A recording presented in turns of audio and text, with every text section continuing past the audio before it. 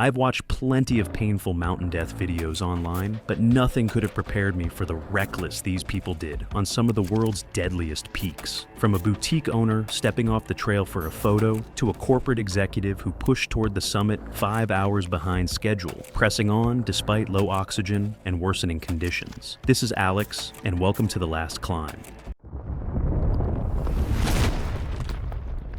It was June 23, 2016, at Everest Base Camp, where unusually warm pre-monsoon temperatures hung in the air. The tent city buzzed with climbers preparing gear and rotations, while thin air carried the sense of stoves, glacier ice, and yak meat. And prayer flags snapped against the Khumbu Glacier. Kendall Wexford, a 28-year-old pharmaceutical sales manager from Seattle. She had built her career on aggressive efficiency, refusing to accept delays or limitations, and approach mountaineering with the same mindset.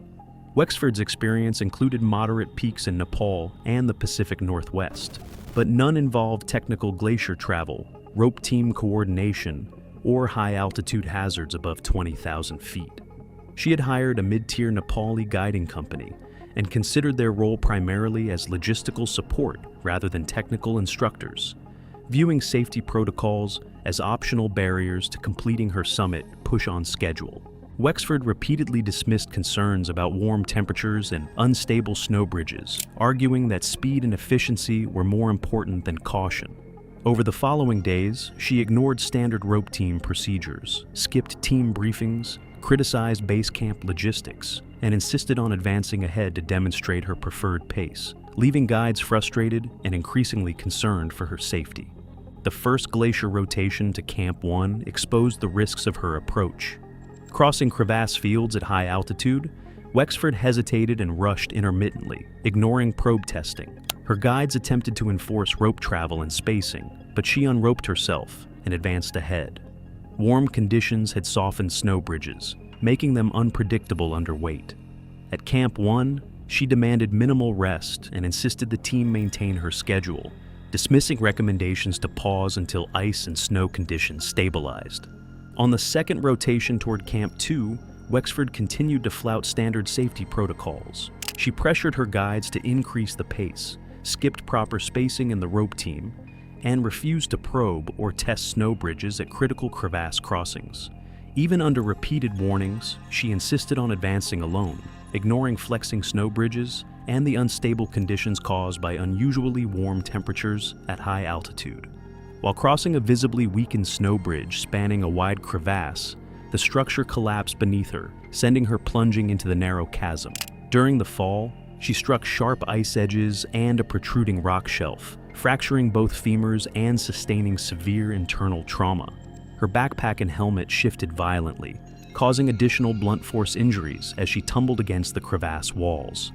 The crevasse was too narrow for rescuers to see her directly, and the high walls reflected sound poorly, making communication nearly impossible. Her headlamp illuminated only a small area around her, revealing snow debris and ice shards, but no stable footing. Blood loss, shock, and blunt force trauma caused her to lose consciousness within 20 minutes, leaving her completely dependent on technical rescue teams to reach her before prolonged exposure worsened her condition. The guides immediately initiated crevasse rescue procedures, but warm snow and unstable anchors significantly slowed operations. A satellite call to coordinate additional support confirmed that helicopter evacuation was impossible due to rotor hazards over the narrow opening. Ground-based technical rescue teams required 4 hours to reach the location with specialized equipment. Wexford's body was recovered at 12:30 p.m. The medical examiner determined death was due to massive internal bleeding from blunt force trauma sustained during the fall, with contributing factors including bilateral femur fractures and early hypothermia from exposure. The incident reinforced the extreme hazards of high-altitude glacier travel in unstable conditions and underscored the necessity of strict adherence to guide authority and rope team protocols. Expedition companies subsequently revised safety agreements to prevent clients from overriding technical instructions during hazardous climbs.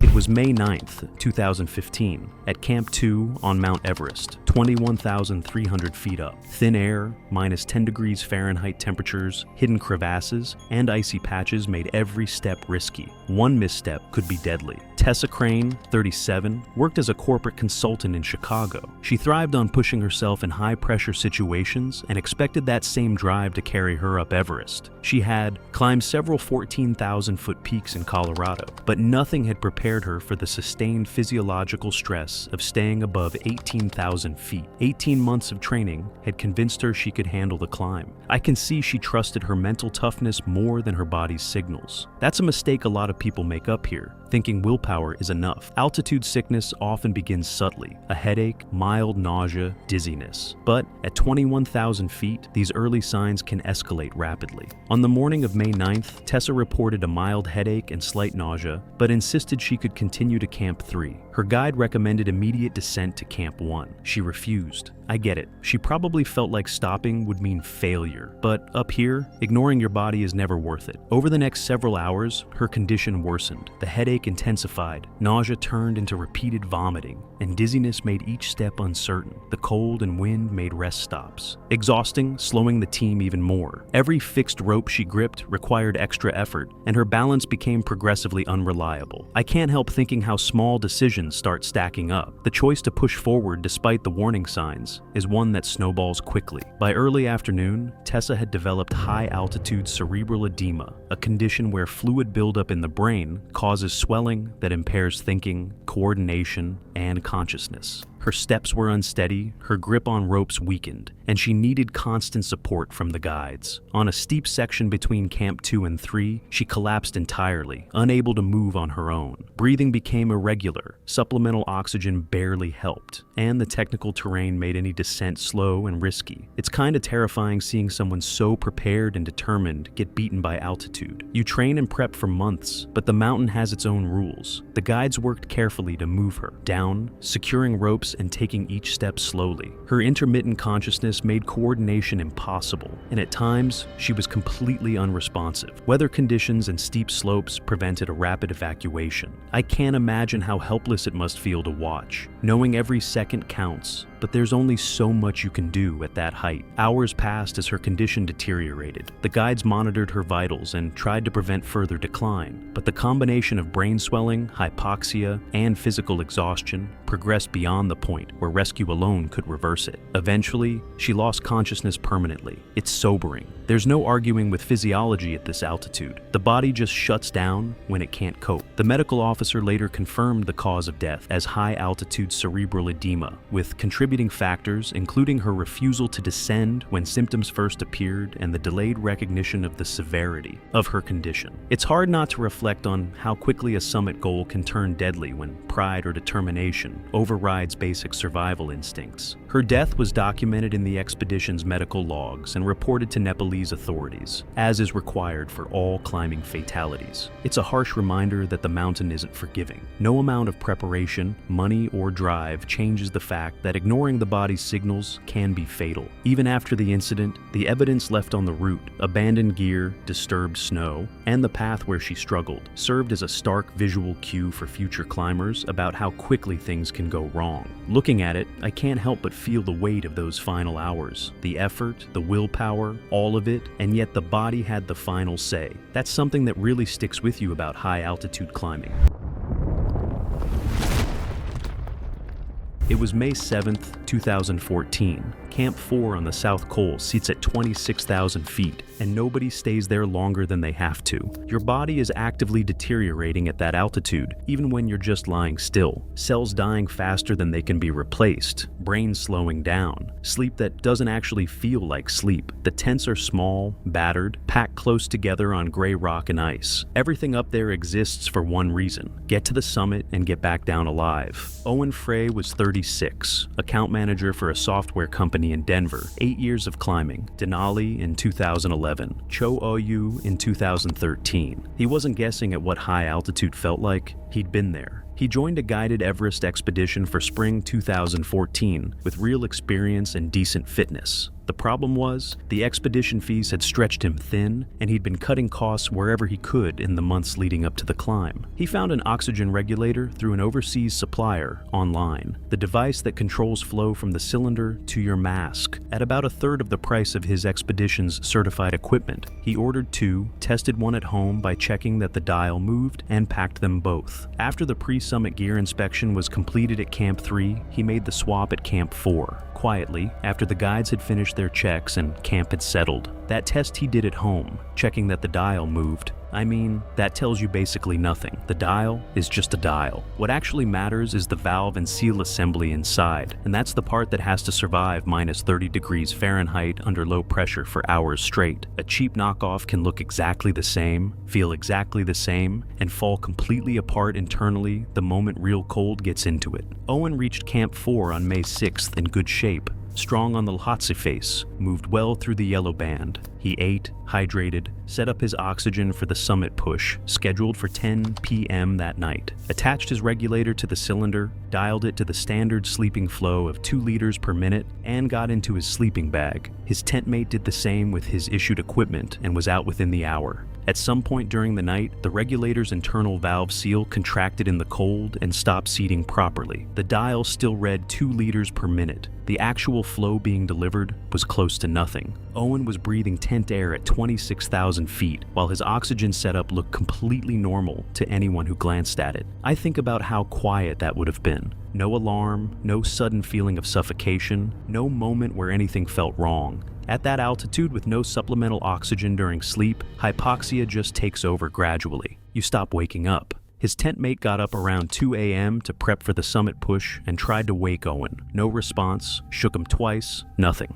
Third attempt, and he noticed the lip color, that faint blue, and no breathing. He called out immediately. A guide reached the tent within minutes. No pulse. The oxygen cylinder still had plenty of volume. He hadn't run out of gas. The cylinder was completely fine. The guide checked the regulator, saw the dial set correctly, had no reason to suspect it right then. Supplemental oxygen was administered anyway. Nothing changed. At 26,000 feet in the dark, there's no real resuscitation available. Base camp got the radio call within the hour. Owen's body was recovered from Camp 4 2 days later, when weather allowed. He was in his sleeping bag, positioned like he was still asleep, no sign of any distress. His purchased regulator was removed and bagged separately. His issued regulator, the certified one the expedition had given him, was sitting in his pack unused. The regulator was pulled apart and examined after the body came down. The internal valve seal had contracted from the cold and failed to seat. The dial showed a normal flow rate the entire time while delivering almost nothing. His cylinder still had enough gas for a summit attempt. His issued regulator was found untouched in his pack, noted as a central detail in the findings. Substandard equipment, undisclosed substitution after gear checks, ruled misadventure, with the equipment findings formally forwarded to the expedition operator. It was May 21st, 2017, on the southeast ridge of Mount Everest at roughly 28,000 feet, in a season that had packed dozens of climbers into the same narrow summit window. Alina Popa was 26 and worked part-time at a coffee shop in Bucharest, spending 2 years posting budget travel content to TikTok, averaging a few thousand views per clip. Everest was her breakout investment, most of her savings committed to the expedition. Physically, she had trained, and her prior guided summits included Kilimanjaro and Aconcagua. Her previous teammates described her as quiet but stubborn, compliant under supervision, inclined to cut corners when she felt she'd earned it. For me, it seemed like her goal wasn't just the summit. It was capturing the moment raw, which was her undoing. Filming above the balcony wasn't reckless in isolation. The fixed lines had become congested by early morning. Climbers queued in slow, frustrating increments. I think that for someone whose entire purpose on the mountain was documentation, standing still while her phone went unused was a genuine pressure. She filmed the delays, filmed other climbers, and periodically removed her oxygen mask to narrate in short, broken clips into the camera, reseating it each time with visible fumbling through her gloves, but never long enough for the regulator to fully stabilize. Near 28,000 feet, she unclipped from the fixed line to step around a cluster of stopped climbers, moving into deeper and uneven snow for a wider angle. Her Sherpa had instructed her to stay clipped at all times. She stayed off the line longer. than he intended. Her oxygen flow rate had already been raised to offset exertion, depleting her supply faster than planned. When she rejoined the line, the margin she had started with was already gone. I think that was the moment this story effectively ended, even if no one recognized it for another few hours. The southeast ridge at 28,000 feet is a narrow spine of wind-packed snow and exposed rock, with open sky pressing in from both sides and nothing to interrupt either the wind or the cold. On descent, the congestion worsened. A German climber positioned directly behind her, and her Sherpa both described her stopping repeatedly, not to rest, but to film, holding her phone toward other struggling climbers and removing her mask to speak into the frame. According to witnesses, her movements were still coordinated but slower and less precise than earlier. Then, near 27,500 feet, her pace dropped noticeably. She struggled to reclip her safety tether, fumbling the mechanism several times before it caught as her hands hesitated at the gate. The German climber heard her speak through the mask, and later told investigators he couldn't parse any of it. She removed her mask again to narrate. When she tried to reseat it, she couldn't manage the fit on the first 2 attempts, as the mask shifted against her face, covering and stiffened straps. Her Sherpa reached her and found ice forming along the valve and hose, with airflow becoming inconsistent under her breathing. The oxygen tank was nearly depleted. He tried to direct her toward descent. She continued holding the phone up, though the footage was brief and unsteady. The German climber watched the exchange while clipped in place with the line held tight, unable to move forward in the queue. I don't think she understood what was happening to her body, and I don't think anyone could have told her in a way that would have mattered. Then she went to her knees. Her hands became rigid, fingers curled and unresponsive. She was partially moved off the fixed line to clear passage for other climbers. Not a decision made lightly, but one that couldn't wait. Her phone was still loosely in her grip. A descending climber offered supplemental oxygen from his own supply. It was administered briefly but couldn't be spared beyond a few minutes. Her breathing became shallow and irregular. The Sherpa attempted repeatedly to rouse her. She no longer responded to commands or physical contact. The Sherpa radioed down at approximately 7:40 a.m. Supplemental oxygen was requested, but delayed by congestion on the fixed lines. Help reached her position well over an hour later, after slow movement through the line. She was already dead. Medical findings summarized for the expedition record indicated severe hypoxia leading to loss of consciousness at extreme altitude. Her short-form video account was accessed by family after contacting the platform for account control and quietly deactivated within weeks, with most. Public content removed from view. The equipment worked. The weather held. What failed was the distance between what she believed her experience had prepared her for and what the mountain actually required.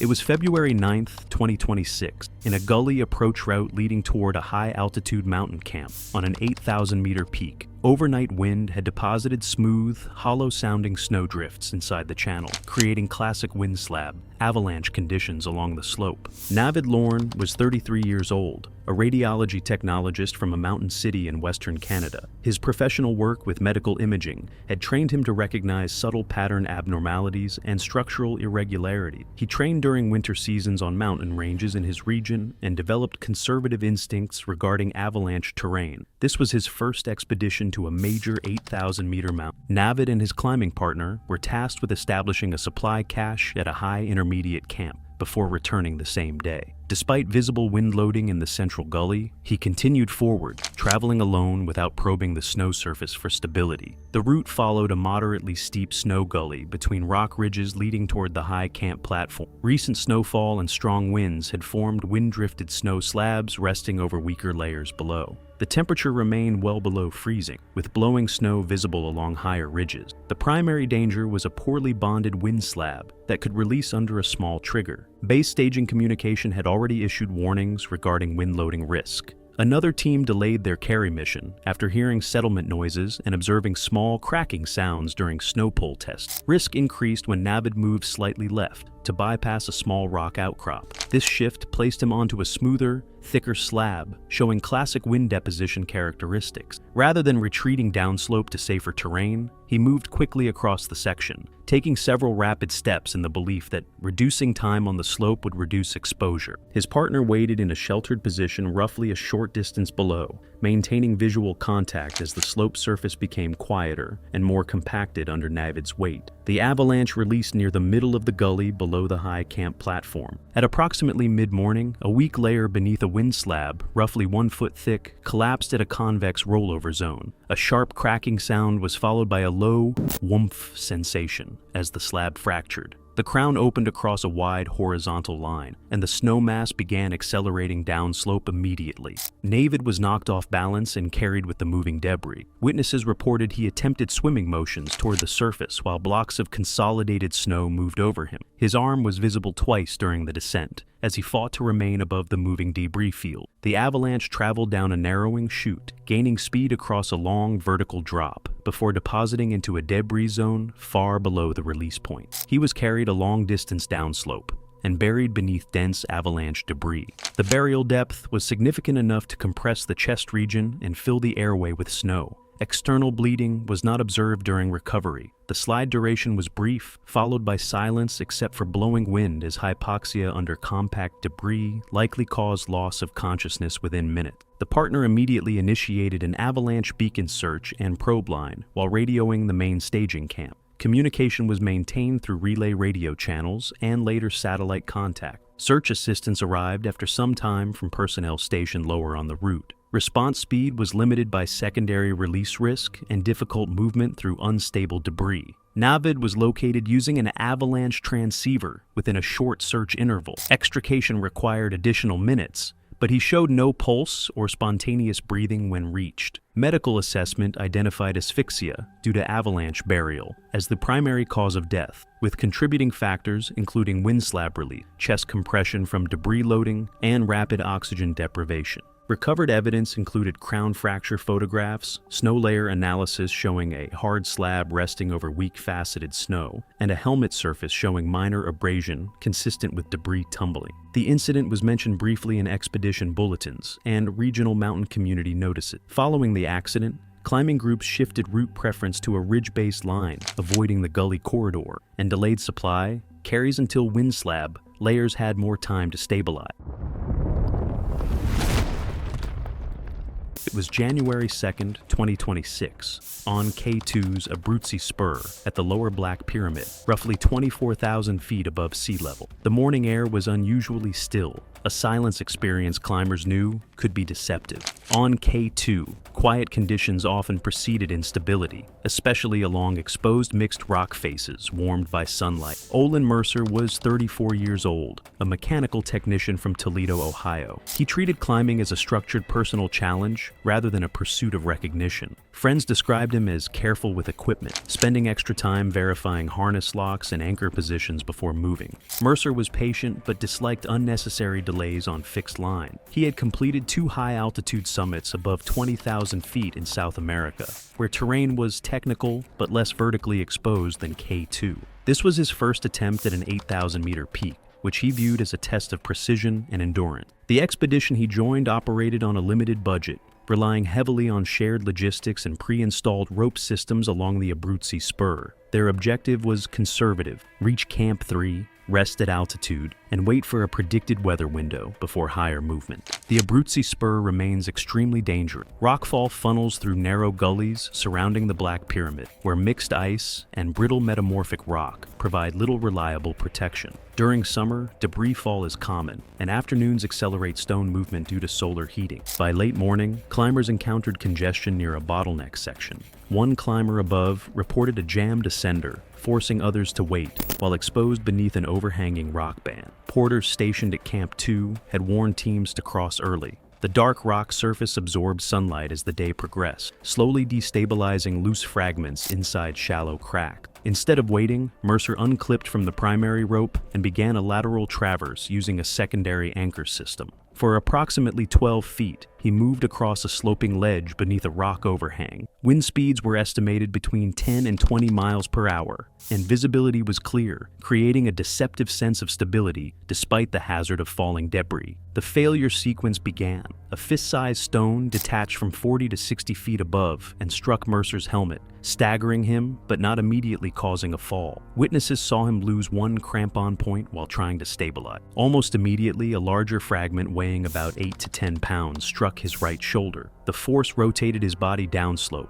and placed abnormal lateral stress on his daisy-chain connection. During movement, the carabiner gate contacted the rock surface and partially opened. When full body weight loaded the connector under sideways stress, the device failed. Mercer was pulled from the ledge and fell approximately 18 feet onto a lower rock rib. The impact briefly slowed the fall, but the remaining attachment separated. He then fell another 65 feet across mixed rock and snow, before coming to rest on a narrow bench. The total fall distance was about 83 feet over 5 to 7 seconds. A climber 40 feet above witnessed the sequence. Helmet camera footage later recovered at base camp recorded the sound of impacts but showed no clear visual record of falling debris. Medical assessment indicated a depressed skull fracture despite helmet protection, right-sided flail chest injury, and an open tibia-fibula fracture. Mercer showed brief agonal breathing, but did not regain consciousness. The witness radioed Camp 2 immediately, and Base Camp was notified through satellite communication. 2 high-altitude porters attempted technical ascent, but continuing minor rockfall delayed access. Reaching the location required about 3 hours. Helicopter evacuation was impossible. Mercer's body was lowered to Camp 2 the following morning, when rockfall activity decreased, then transported to Base Camp over 2 additional days. Post-incident review identified blunt force trauma as the primary cause of death, with contributing factors including extreme altitude, delayed rescue capability, and failure of a non-locking carabiner under lateral stress. Recovered evidence included a fractured helmet, a bent connector, and helmet camera audio files capturing the impacts. The accident received only brief public attention. Afterward, fixed lines were rerouted away from the unstable overhang, and climbing schedules were adjusted to cross the Black Pyramid earlier in the day. On K2, survival often depends not only on strength or skill, but on timing in a place where the mountain itself decides movement.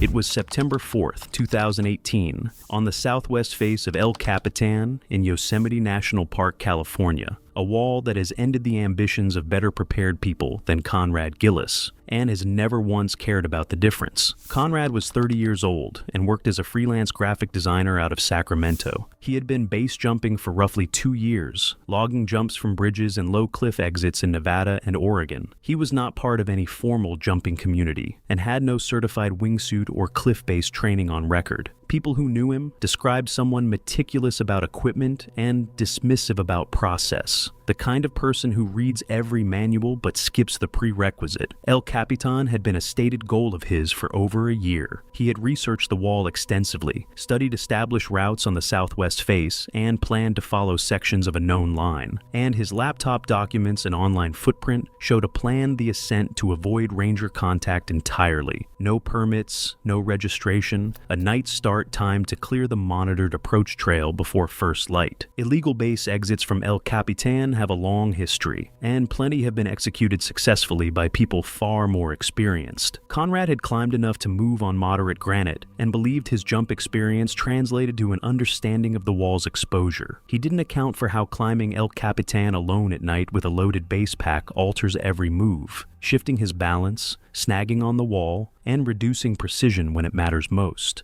He was free climbing short sections with the rig high on his back, amplifying the risk. 2 nearby climbing parties saw him by early morning, assuming he was experienced until he began stopping for long periods in easy sections. A team about 200 to 300 feet below could hear his movements in the still air, listening as he worked above them. By mid-morning, he entered a steep, exposed section with minimal holds. The lower team watched him spend minutes adjusting his pack and pilot chute instead of placing protection, noting his movements looked strained and unsteady for that terrain. I've read a lot of accounts from people who witnessed falls, and the detail that stays with me most from this one is how much time the witnesses had to watch before anything happened. His right foot came off the hold first. The lower team saw his body pull backward from the wall, not a lunge or a push, just a slow loss of contact that gravity finished. He hit the wall within the first 30 feet of the fall, his left side catching a sloping feature and spinning him outward. At that point, investigators believe he reached for and pulled his pilot chute. Under any normal base exit, that decision would be made from a clean, stable body position with clear air beneath you.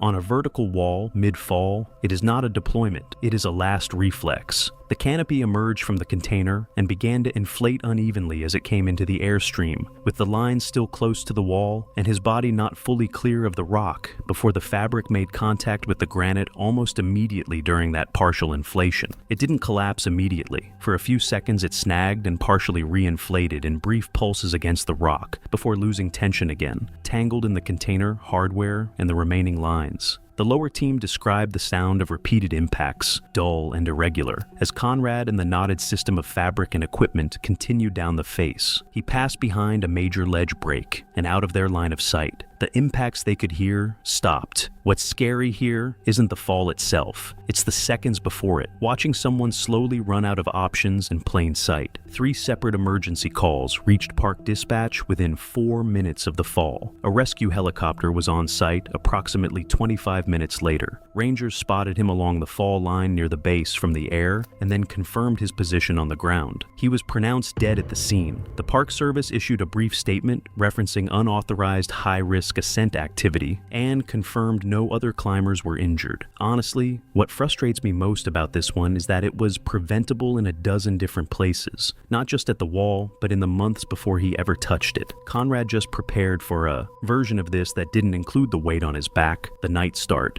and what it actually feels like to be alone on 4,000 feet of granite with no one checking your decisions.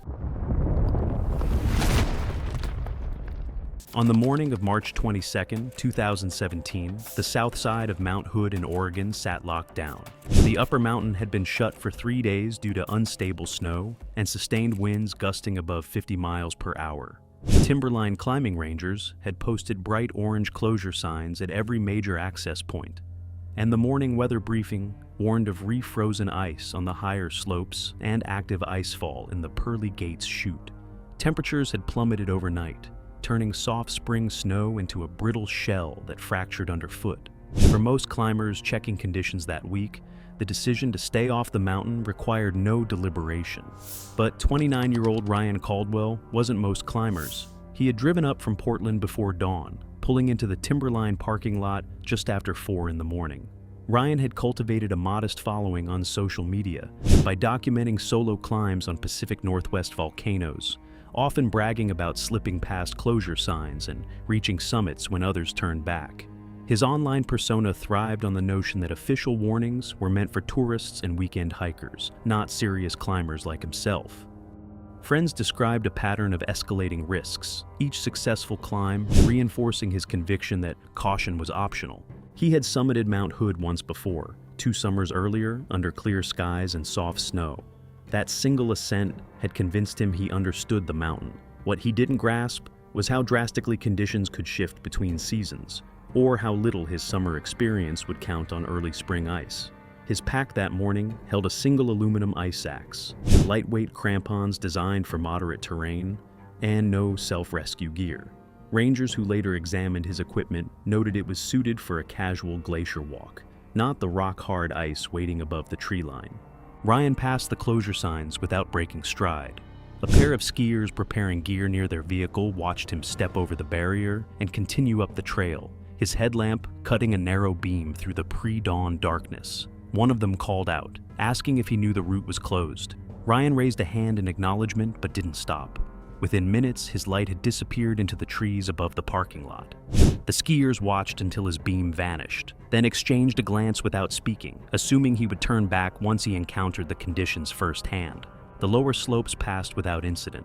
By the time the sun crept over the ridge to the east, he had cleared the tree line and was approaching the Hog's Back, a narrow spine of snow that funneled climbers toward the summit crater.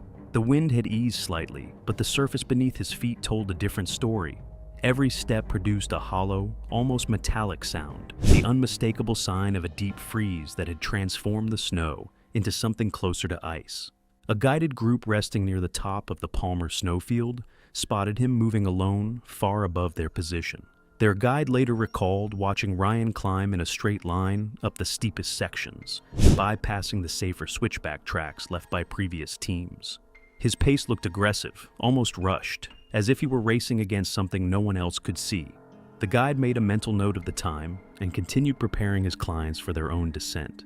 By mid-morning, Ryan had reached the base of the Pearly Gates, a narrow chute carved between two unstable rock buttresses that led directly to the summit crater. The chute had been specifically cited in the closure advisory. Warm afternoon temperatures earlier in the week had loosened ice from the upper walls, and rangers had documented fresh debris scattered across the approach. Climbing through the gates during unstable conditions was considered one of the most dangerous decisions a person could make on Mount Hood.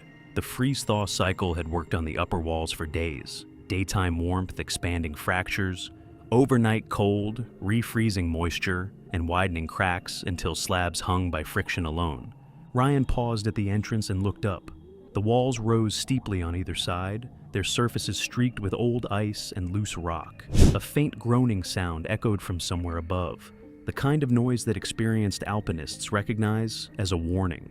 For a long moment, Ryan stood motionless, his breath clouding in the cold air. Then he stepped forward and began climbing into the chute, committing himself to a route that every official source had declared off-limits. The first 50 feet went smoothly. His crampons found purchase on the hard ice, and his axe bit cleanly into the surface with each swing. The wind funneled through the chute, driving loose snow sideways and reducing visibility to short bursts between gusts. He didn't notice the thin crack spreading through the ice above him, or the way the morning sun had begun warming the eastern wall. The collapse happened without warning. A slab of ice roughly the size of a car door sheared away from the upper wall and dropped straight down the chute. Ryan heard the crack a fraction of a second before impact. He tried to flatten himself against the slope, but the falling ice struck the surface beside him with enough force to shatter into frozen shrapnel. One fragment caught his shoulder and spun him sideways.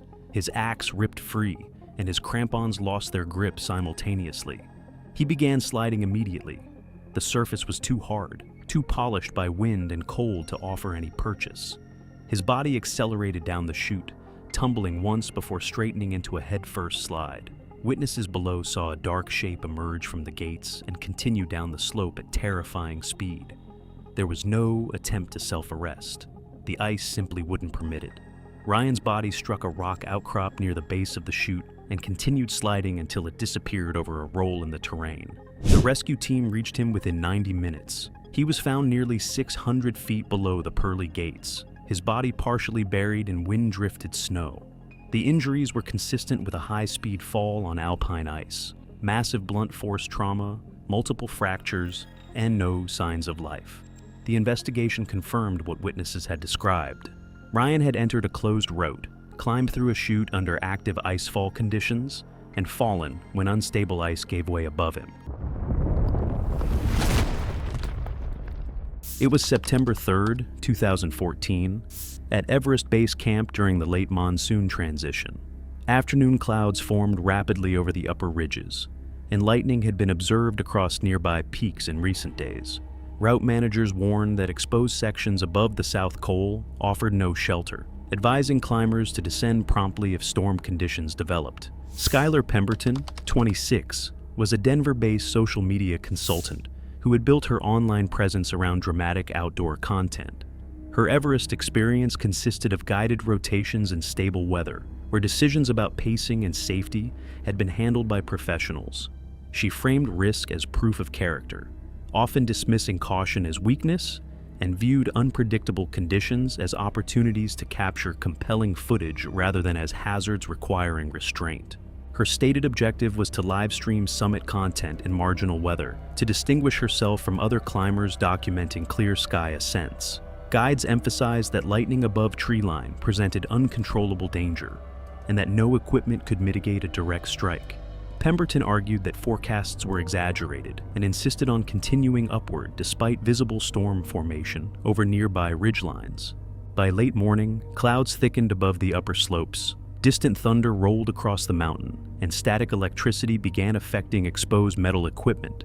Other climbers began descending in accordance with established safety windows, but Pemberton continued toward the summit, pausing repeatedly to record video commentary about pushing limits in real conditions. Near the summit ridge, electrical activity intensified rapidly. The air carried a metallic odor, and fine hairs on her arms and neck lifted as static built in the charged atmosphere.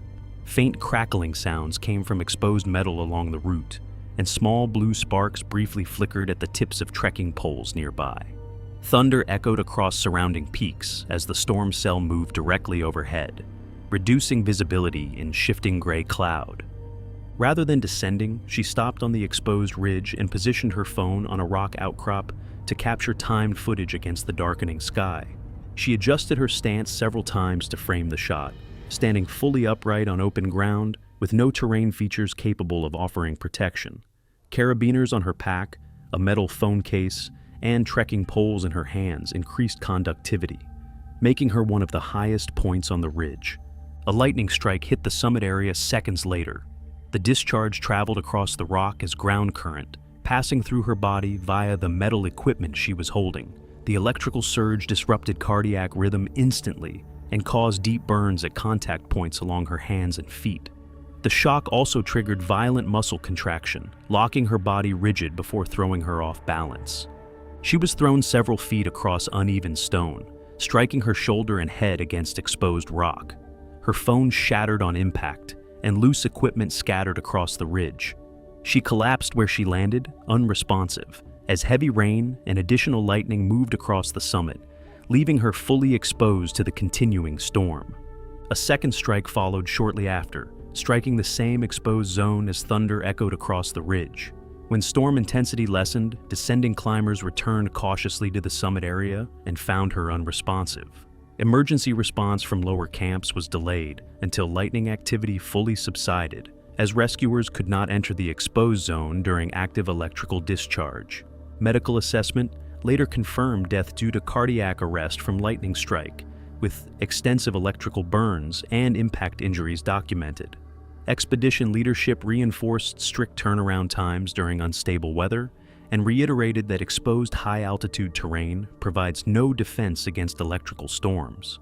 The incident was recorded as a weather-related fatality, resulting from continued ascent despite clear warning signs.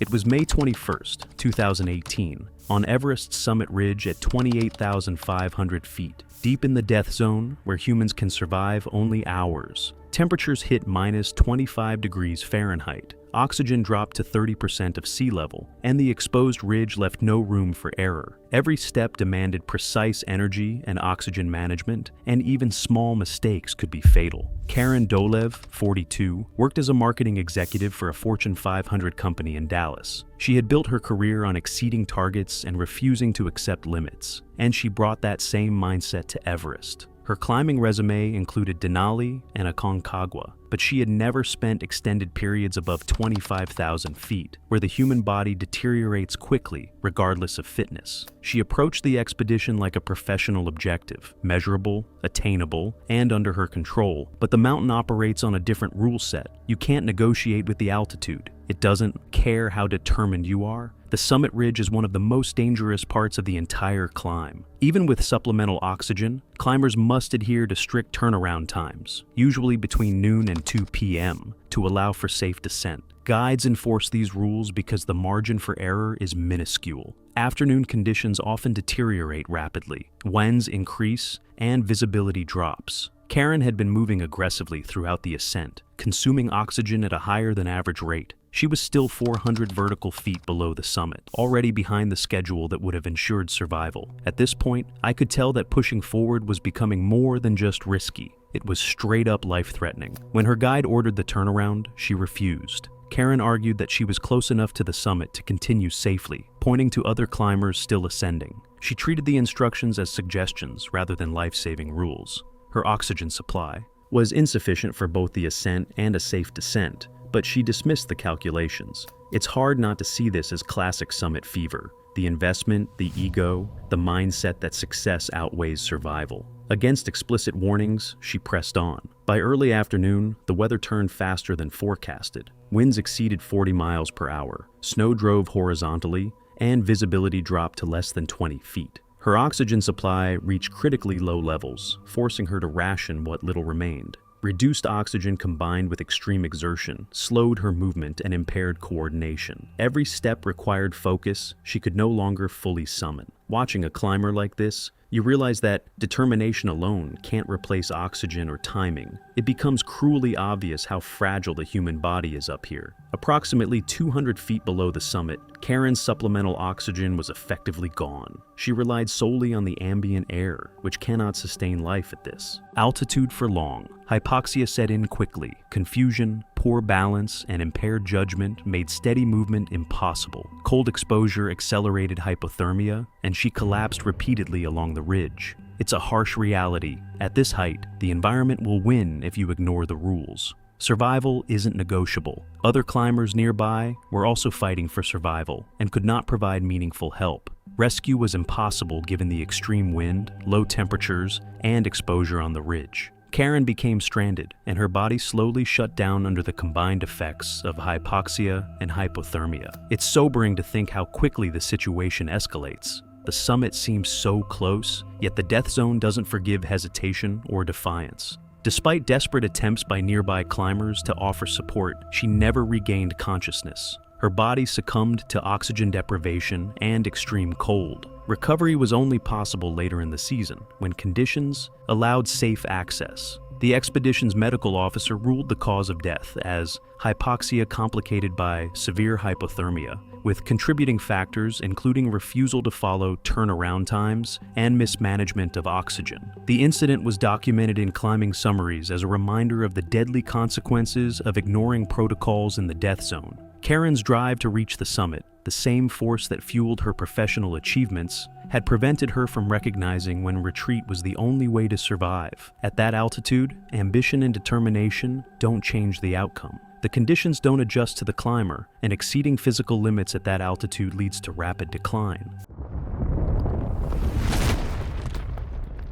It was April 28th, 2013. Everest Base Camp sits at 17,600 feet on the Khumbu Glacier. Tents, gear, and equipment spread across the moraine at the foot of the Khumbu Icefall. In the spring season, it gets surprisingly social up there. Multiple expeditions camped within walking distance of each other. Mess tents, cook staff, people swapping stories over dinner. It's easy to forget where you are. Frederick Mayer was 45, owned a bar in Nashville, Tennessee. Social guy, never had trouble talking to people, always knew everyone in the room. He'd done some hiking and one guided Whitney summit at 14,505 feet. Felt like a big deal, just not anywhere close to what Everest asks for. A friend summited in 2012, came back saying it was the greatest thing he'd ever done, and that was all Frederick needed to hear. He signed up with a commercial operator for spring 2013, showed up with good gear and money to spend, and basically turned base camp into a social trip. Every night at someone else's mess tent, drinking, staying up late, eating whatever was going around. One full rotation up to Camp 2, turned back early on the second before even reaching Camp 3. Told the guides he'd seen enough and felt ready. They pushed for a full second rotation. He said he felt strong, and that was pretty much the end of that conversation. Let me be clear,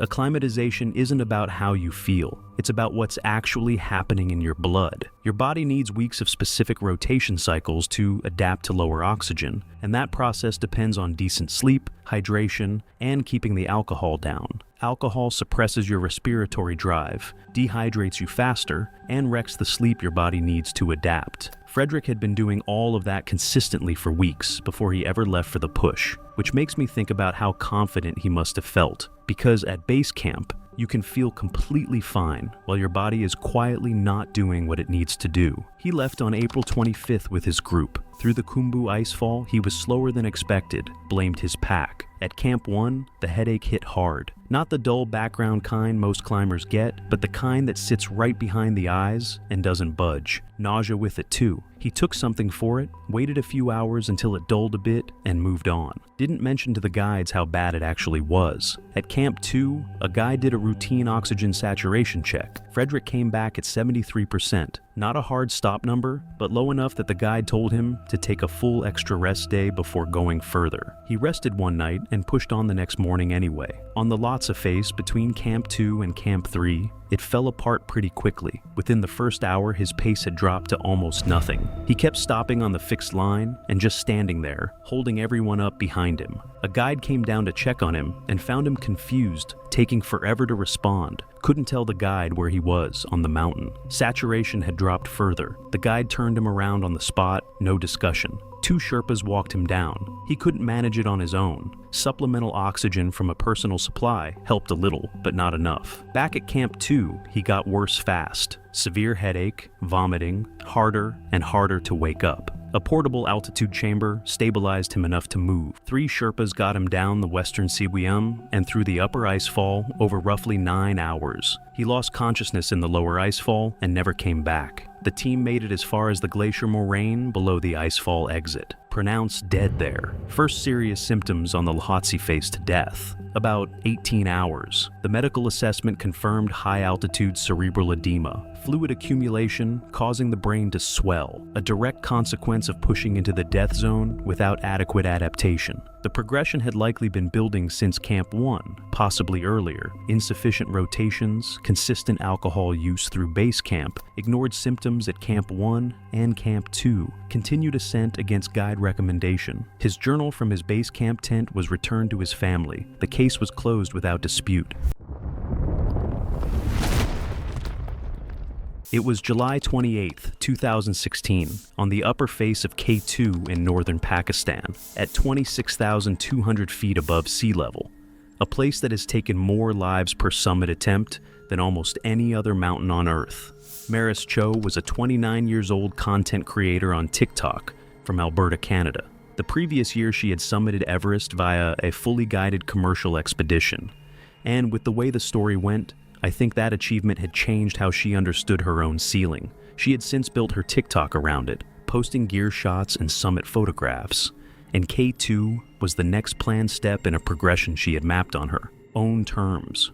What she had not mapped was the technical gap between a commercially managed Himalayan route and a mountain with inconsistent fixed infrastructure and no tolerance for improvisation.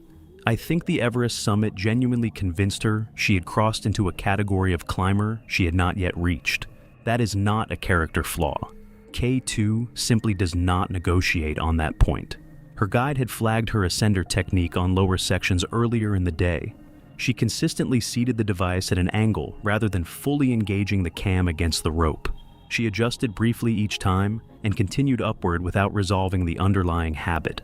At a rest stop below the bottleneck, she filmed a short clip from an exposed position with the valley floor thousands of feet below, unclipping briefly from one line while repositioning to the next, fixed segment before reattaching.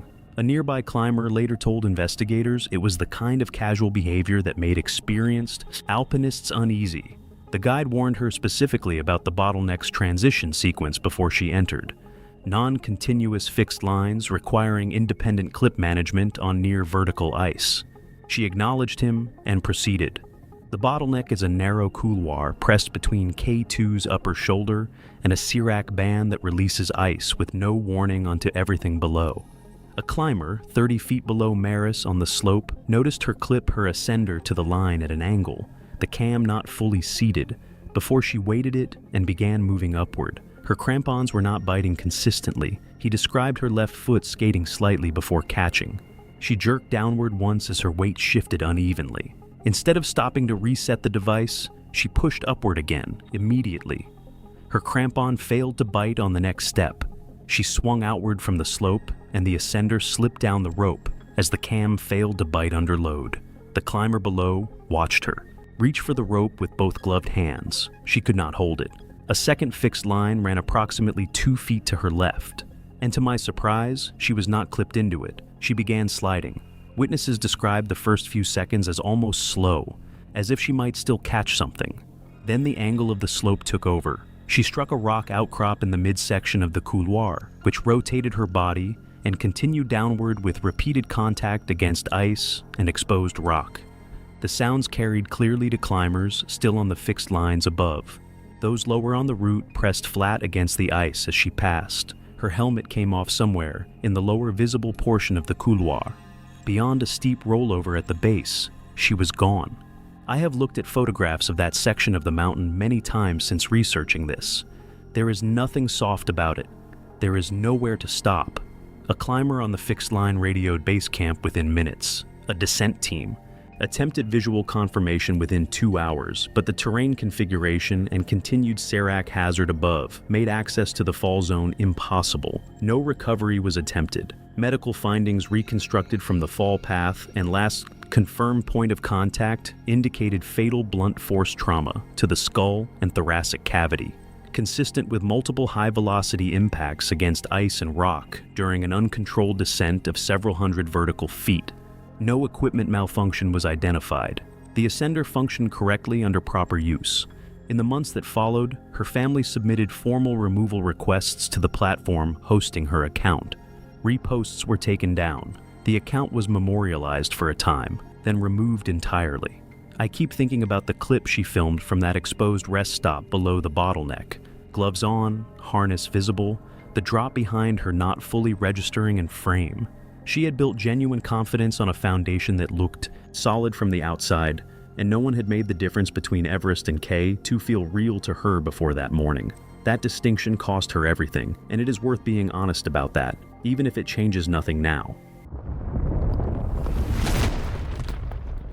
It was January 24th, 2026, on a high-altitude section of a remote 8,000-meter mountain, between a steep ice couloir and an exposed traverse zone. The air was extremely thin, slowing movement and decision-making, while clipped breathing echoed faintly against surrounding ice walls. Ilara Boone was 36, an intensive care nurse from a mountain city in the Pacific Northwest region of the United States. Working in critical care had trained her to remain calm under pressure and respond quickly to emergencies. She approached climbing with discipline and endurance training. Teammates described her as determined once she committed to an objective. She had prior experience on a high mountain above 7,000 meters, but limited exposure to extreme altitude zones where oxygen scarcity strongly affects cognition. Her goal was to reach the summit and descend to a mid-high camp the same day. During the climb, teammates noticed early warning signs of altitude stress, including slower speech and reduced reaction speed. One teammate suggested turning back near the narrow passage beneath a massive overhanging ice structure, where exposure risk was high.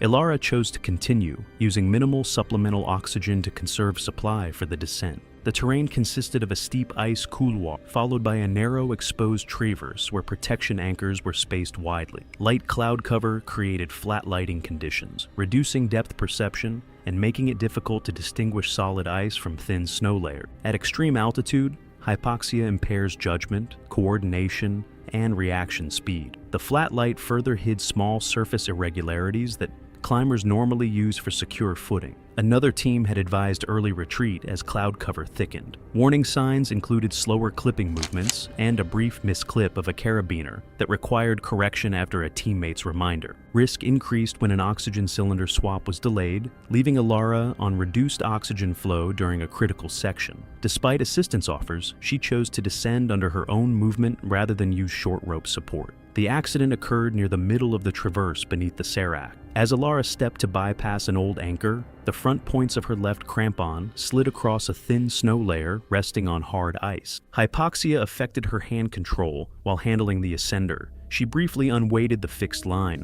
slid a short distance downhill, and attempted to regain grip. The ascender re-engaged at an unstable angle before detaching under load. Her ice axe failed to arrest the motion as the pick skidded across hard ice without penetrating. She slid diagonally across the slope, struck a protruding ice bulge, and continued sliding toward lower terrain near the couloir lip.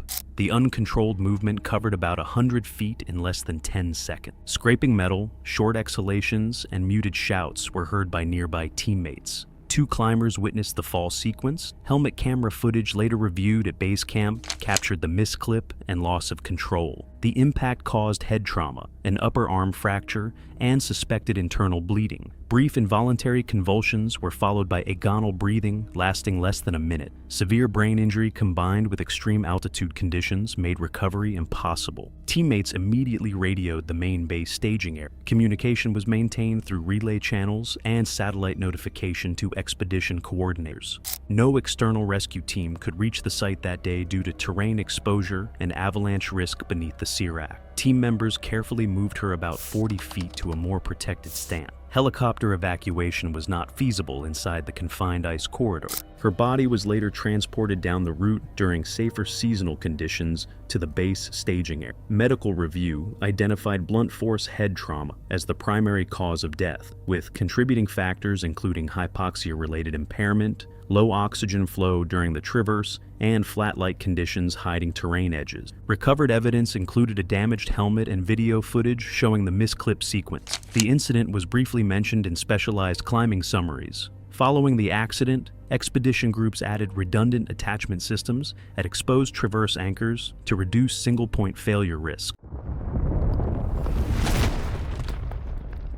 It was March 4th, 2017, on a glaciated high-altitude corridor in the Khumbu region of Nepal, where the air above 17,000 feet doesn't feel like cold. It feels like pressure, weight distributed against every exposed surface of your body. 3 days into his climb, Dmitry Sokolov had not yet reached the elevation he needed for the footage he came to get. He never would. Dmitry was 29, a travel content creator from St. Petersburg, with a few thousand mostly Eastern European followers. He built his audience on stage summit clips and borrowed gear. Climbing forums had flagged his footage more than once for fabrication. None of it slowed him down. He had entered Nepal on a tourist visa, then moved through lower Khumbu trekking corridors using standard park entry permits while deliberately avoiding the separate expedition permit system required for technical ascent above regulated icefall zones, and bypassed formal expedition registration requirements on the upper route. No guide, no registered expedition, and no official log. Bypassing the permit system was planned. Guides meant restrictions on where he could film, and restrictions likely meant a worse product. He had positioned himself just outside monitored expedition groups, moving intermittently through congested mixed traffic sections, where independent trekkers and permitted expedition support teams briefly overlapped, close enough to follow their established route, far enough to avoid being documented. What didn't hold was everything after. He had been on the route for hours when Sherpa guides on a permitted expedition ahead noted his movement, stop and start, camera extended on a long rig, hands rarely free for balance. The section ahead was a narrow glacial choke point, locally known for active Sirak instability directly above the line. At least 2 climbers passed through and warned him verbally to keep moving. He did not. The afternoon overcast had flattened the light across the ice by the time he reached the choke point. The slope beneath his crampons was compressed névé, layered over older ice, uneven in ways that weren't visible until weight shifted onto it wrong. Hanging ice formations above the route had been visibly active for days. A Sherpa guide and his client, positioned roughly 40 to 50 meters below, had paused to assess their footing and had a clear, unobstructed sightline to what happened next. Dmitry stopped directly beneath the hanging formation. He extended his camera rig behind him and stepped backward to frame the shot. His left crampon caught a fixed rope anchor frozen into the root surface. The Sherpa later told investigators there was no buildup. 1 second he was upright, the next he was going backward. The twist put him onto the slope sideways. He reached for the camera rig instead of the ice. The slope offered no friction. He began sliding within 2 seconds and accelerated past any corrective movement almost immediately, over roughly 500 feet of broken terrain. He struck a sequence of irregular ice steps, wind-carved ledges, and fractured snow shelves that deflected his body unpredictably rather than producing a uniform tumble. The Sherpa described each impact as a visible deflection, not a tumble, but a series of hard redirections, each surface lowering his speed just enough for the next one to register. 500 feet is a long way to not stop. No safety equipment deployment was observed at any point. He disappeared below a ridge break and did not reappear. The Sherpa radioed down route within 12 minutes, reporting a critical fall with no stop point. A rescue helicopter arrived approximately 1 hour later, but could not land due to wind shear and slope angle. Ground recovery teams reached the site after nearly 4 hours. He was dead on the spot. I'm still not entirely sure what I feel about this story. He made choices that were illegal, deliberate, and ultimately fatal, but none of them included actually wanting to die on that slope. What stays with me isn't the permit violation or the fabricated content back home.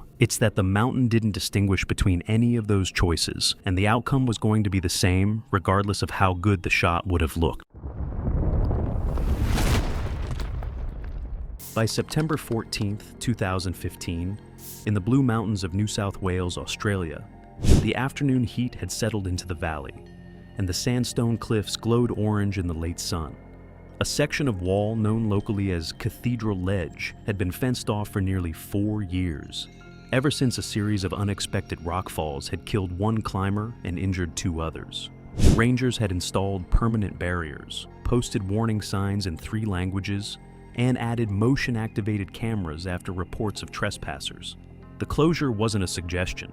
It was a legal prohibition backed by fines and potential prosecution. But 26-year-old Marcus Ellison had never let signs stop him before. He was a gym climber from Sydney who had transitioned to outdoor bouldering 2 years earlier, building a small following on social media by posting videos of himself on routes other climbers avoided. His style was aggressive and photogenic, heavy on dramatic angles and light on safety gear. Friends described him as charming but reckless, someone who treated risk as content rather than consequence. Marcus had driven to the Blue Mountains that morning with a plan. He wanted footage of himself free soloing a route on Cathedral Ledge, a climb that would be impossible to replicate legally and therefore impossible for anyone else to match. The closure made it more attractive, not less. He parked at a pullout nearly a mile from the main viewing area and hiked through the scrub to approach the cliff from an angle the cameras couldn't cover. The sandstone at Cathedral Ledge was ancient and weathered, shaped by millions of years of wind and water into features that looked solid but often weren't. The rock was layered, with thin bands of harder material sandwiched between softer stone that crumbled under pressure. Water seeped into invisible seams during storms, dried, and left the bonds between layers weaker each season. Climbers who had worked the wall before the closure knew to test every hold twice and avoid any feature that looked flaky or hollow. Marcus had never climbed sandstone of this type. His experience was limited to granite boulders and plastic gym holds, surfaces that behaved predictably and rarely failed without warning. He reached the base of the cliff around 3 in the afternoon. The wall rose nearly 200 feet above him, its surface broken by horizontal cracks and shallow ledges. A faded sign wired to the fence warned of unstable rock and prohibited all climbing activity. Marcus ducked under the barrier, set up his camera on a small tripod, and began chalking his hands. He wore no harness, carried no rope, and had told no one where he was going. The only precaution he had taken was leaving his car unlocked in case someone needed to retrieve his belongings. The first 30 feet went smoothly. The holds were larger than expected, and Marcus moved with the fluid confidence of someone who had spent years training indoors. He paused briefly on a ledge at 40 feet to shake out his arms and glance down at the camera below. The angle was perfect. From that height, the valley stretched out behind him in layers of green and gold, a view that would have been worth the climb if the rock had been reliable. Above the ledge, the rock changed character. The sandstone became visibly more weathered, with pale streaks running down the face where water had eroded softer layers. Several holds that looked solid from below turned out to be hollow, producing a dull thud when Marcus tested them. He adjusted his line, moving left toward a vertical crack that split the upper wall. At 70 feet, Marcus ran into the first serious problem. A foothold crumbled the instant he weighted it, sending a shower of orange dust down the cliff. He caught himself by jamming his hand deeper into the crack, but the movement cost him balance. He spent several seconds pressed flat against the wall, breathing hard. A wiser climber would have recognized the warning. Marcus saw it as a challenge. He continued upward. The crack narrowed as he climbed, forcing him to switch from hand jams to finger locks. His forearms began to burn. At 90 feet, he reached for a horizontal edge that would allow him to rest. The edge looked solid, a clean line of darker stone that protruded slightly from the surrounding rock. He wrapped his fingers over it and pulled. the hold came off in his hand. Not a small piece, but the entire edge, a slab of sandstone roughly the size of a dinner plate that had been attached to the cliff by nothing more than friction. The failure was instant and total. Marcus's weight shifted backward as his grip vanished, and his other hand couldn't compensate fast enough. His body peeled away from the wall in a slow, almost graceful arc. He fell without a sound. The camera captured everything. His body rotated once in the air before striking a ledge at 40 feet, then continued tumbling to the ground. When rangers discovered him the following morning, after a hiker reported an abandoned camera near the closed section, Marcus was lying face down in the scree, his chalk bag still clipped to his waist. The investigation was brief. The failed hold revealed a network of internal fractures invisible from the surface. The rock had been poised to fail for years. After his death, rangers extended the restricted zone and installed additional barriers. It was July 15, 2013, at Grand Teton Base Camp during an unusually warm summer. East-face routes showed instability from rapid morning warming and freeze-thaw cycles, prompting guides to warn of increased rockfall and postpone climbs until conditions stabilized. Cambria Fullerton, 35, was a corporate attorney from Jackson, Wyoming, whose career was built on persistence and asserting control in high-pressure situations. She approached mountaineering with the same mindset, viewing technical routes as challenges to negotiate rather than hazards to respect. Her climbing experience included non-technical peaks that required endurance, but she had no prior exposure to multi-pitch climbs or routes demanding rope systems and anchor placement. Fullerton's goal was to complete Exum Ridge in a single day to meet personal deadlines, framing guides as service providers whose recommendations could be challenged rather than safety authorities. By mid-morning, Fullerton had begun ascending the lower sections of Exum Ridge. The sun had warmed the east face, casting sharp shadows across jagged rock formations. Loose stones shifted under each footfall, and the thin mountain air carried the scent of heated rock and alpine vegetation.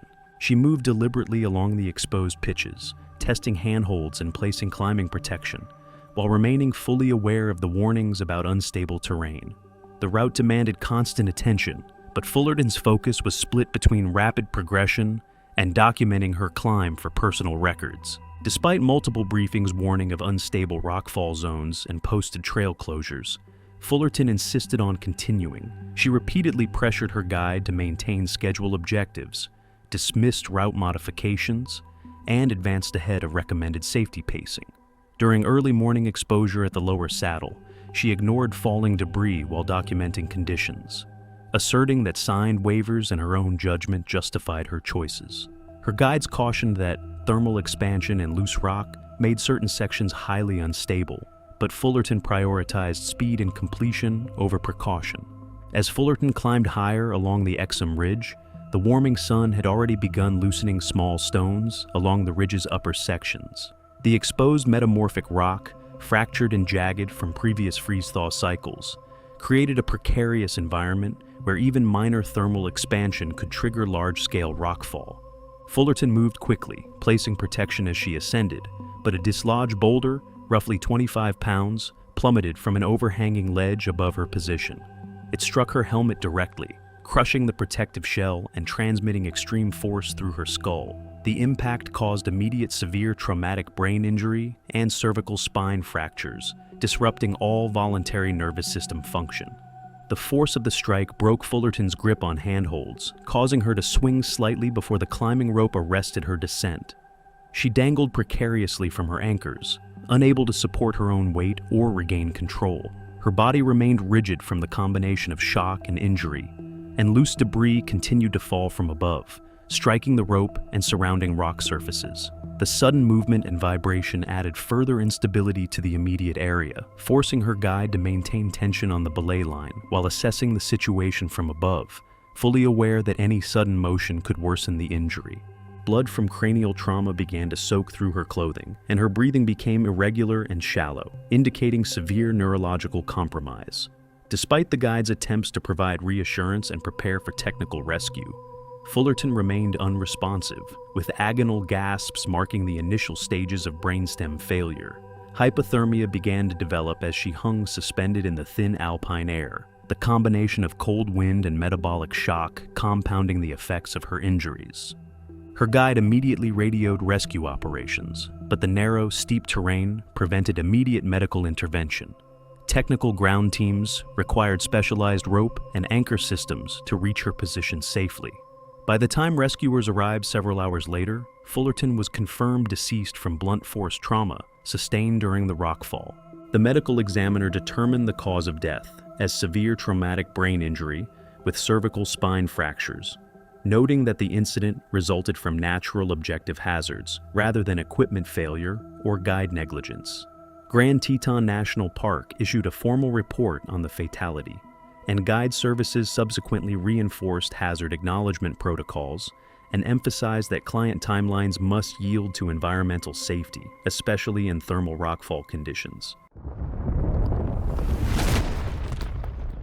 It was April 22, 2014, in the lower Khumbu Icefall on Mount Everest, around 19,500 feet. This section is one of the most dangerous on the route, with shifting ice towers, hidden crevasses, and thin snow bridges. Temperatures range from -5 degrees Fahrenheit to 10 degrees Fahrenheit, but wind and exposure made it feel much colder. Every step required careful footing, balance, and reliable gear. Lenora Svek, 39, worked as a fashion buyer in New York City and approached the climb like she did her career, focused on style and appearance. Her experience was limited to guided climbs of Mount Washington and Mount Whitney, where mistakes were minor inconveniences. On Everest, she prioritized how gear looked and felt over its functionality. I could already see this was going to be a problem. The mountain doesn't care about style, only what works. The icefall demanded specialized equipment, insulated gloves, heavy base layers, and full-body protection against sudden cold and exposure. Lenora had opted for lighter alternatives, arguing that bulk would slow her down. Her gloves were designed for moderate cold, not the sustained freezing conditions of the icefall. That morning, guides ran their routine equipment check and again recommended she switch to heavier gear. She refused.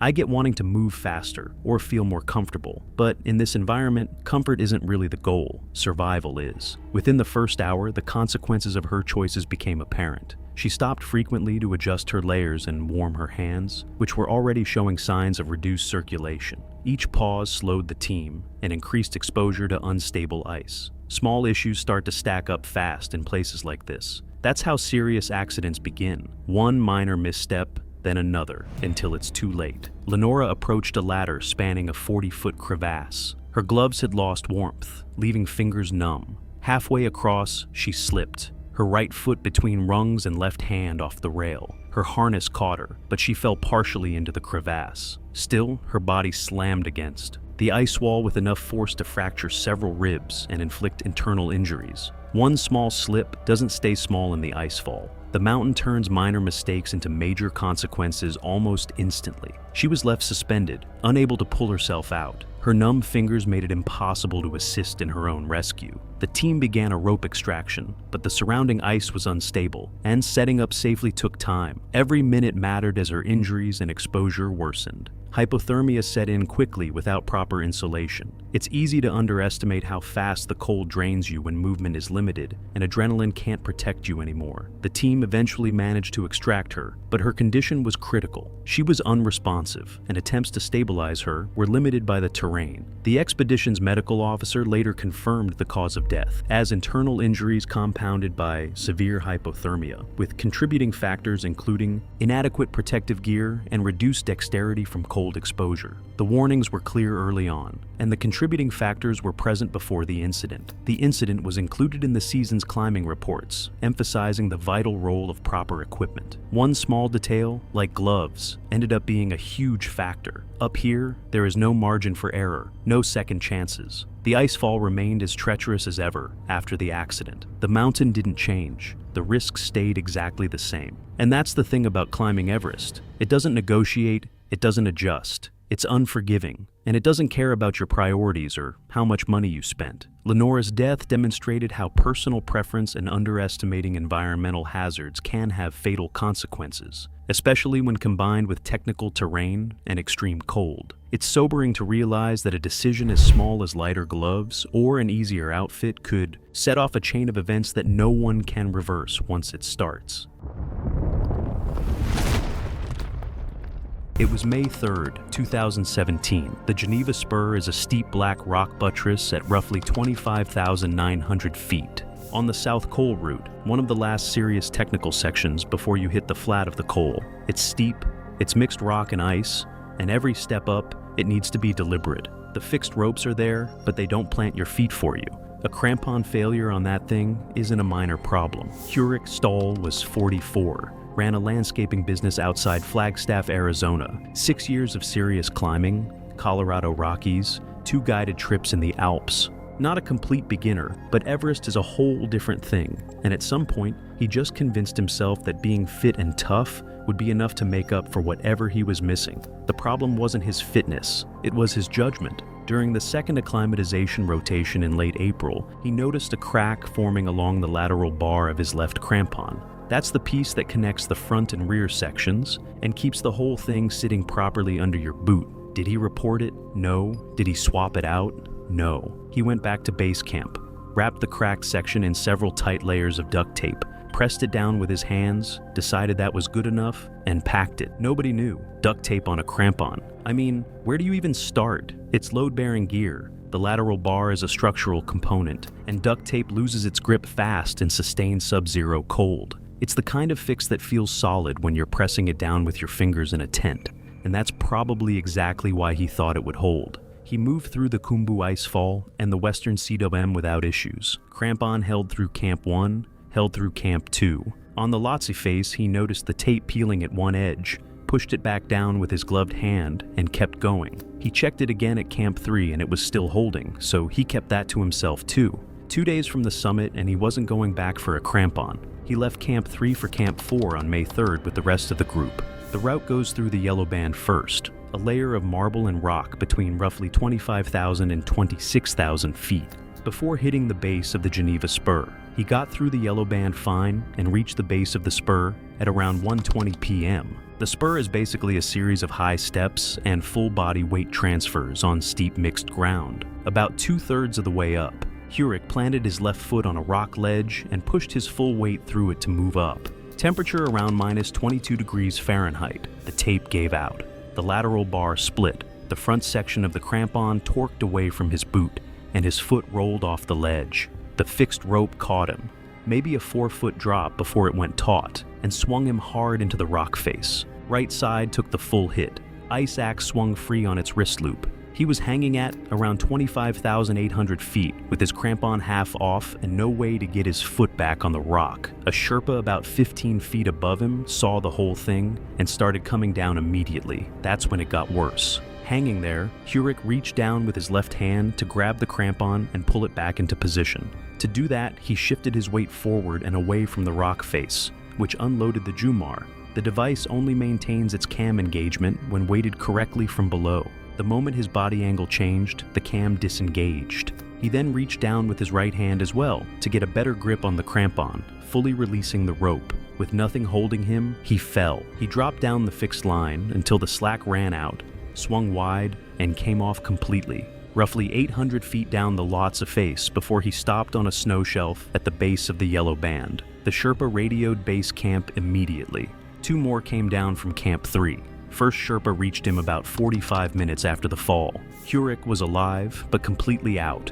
Severe trauma to his right side from the rock impact and the fall itself. He lost consciousness before the second Sherpa arrived and died at the site. The review afterward was pretty cut and dry. Blunt force trauma, injuries consistent with an 800-foot fall. The crampon was recovered, lateral bar split clean, duct tape still hanging off one side, field repaired load-bearing equipment that failed, damage that was never flagged, rope contact lost during the recovery attempt. A replacement crampon had been sitting at base camp the whole time. He never asked for it. Closed without further inquiry.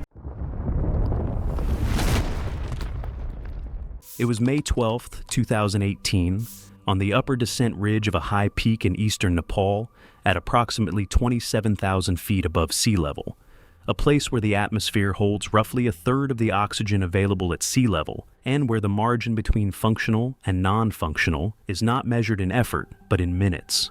Riina Solvek was 28 years old and worked as a freelance translator based in Estonia. She had taken up mountaineering 3 years earlier and had begun documenting her climbs for her TikTok. Colleagues who had climbed with her described her as physically capable. Her conditioning was genuine, her pace on lower elevations consistently strong, but easily distracted when a camera was in her hands. She had framed the expedition as both a personal milestone and a content project simultaneously, and the two goals competed for attention in ways she had not fully resolved before the ascent began. She carried a 2-camera setup alongside her standard high-altitude kit and had hired a Sherpa guide through a regional operations firm based in Kathmandu. The decision to film at the summit was not irrational in intent. She had worked toward that moment for months, and the footage captured there, the views, the wind, her own voice over it, was exactly what her audience had been following the build-up for. The problem was not filming itself. It was that at this altitude her cognitive performance had already begun to degrade in subtle but compounding ways, leading to shortened attention span, delayed responses, and reduced awareness of time spent on secondary tasks. Oxygen management is not a background task. It requires consistent, active attention. Every pause to adjust a shot, every moment reviewing a clip instead of checking a gauge, reduced the already narrow functional margin she had remaining. Her cylinder had been calculated for a standard ascent and descent with a narrow margin. The filming introduced irregular stops that the planning did not fully account for.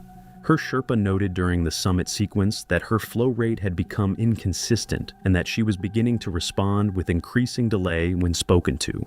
He reminded her to monitor the gauge carefully. She acknowledged him with shortened responses and continued filming in intermittent bursts rather than continuous focus. On the early descent, he repeated instructions more firmly as her compliance became less immediate. By the time they reached the upper descent ridge, her oxygen cylinder was depleting ahead of the projected timeline, and the spare was located at a fixed cache point further down the route with travel time that could vary significantly depending on conditions, traffic, and weather. The upper descent ridge drops steeply through wind-packed snow and exposed rock, where the only sounds are the low hiss of oxygen regulators and the crunch of crampons on ice. A climber descending roughly 30 feet behind her later told investigators she had slowed noticeably around 27,000 feet, stopping twice in close succession, once to attempt another filmed segment and once to adjust her mask. Her movements were becoming less coordinated, with pauses between actions that suggested increasing cognitive lag rather than simple fatigue.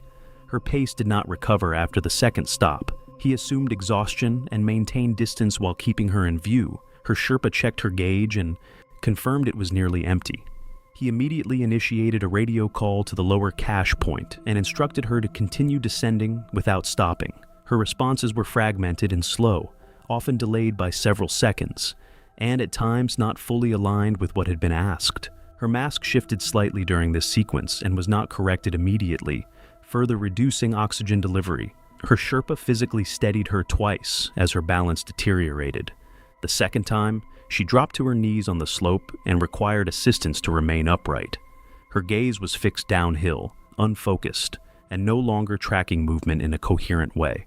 The climber behind reached them and attempted emergency oxygen sharing through his own regulator in short intervals. The relief was brief and insufficient, providing momentary stabilization without restoring sustained function. She became unresponsive within approximately 4 minutes of going to her knees. Breathing was shallow when the radio confirmation was sent. A second guide arrived later, carrying a replacement cylinder from the lower cache point, but her condition had already progressed beyond recoverable hypoxia. No revival attempts were successful. She was declared dead in the mountain. What happened to Riina feels, in the most honest sense, like a combination of clear technical failure in judgment and a very human refusal to mentally downgrade a goal she had already invested so much into. She was clearly not untrained or unaware. She had real experience, real preparation, and competent support. but she repeatedly treated filming as something parallel to survival, rather than something that had to be fully subordinated to it at that altitude. Her family retrieved footage from her accounts in the weeks following and had it removed. The account was taken down shortly afterward.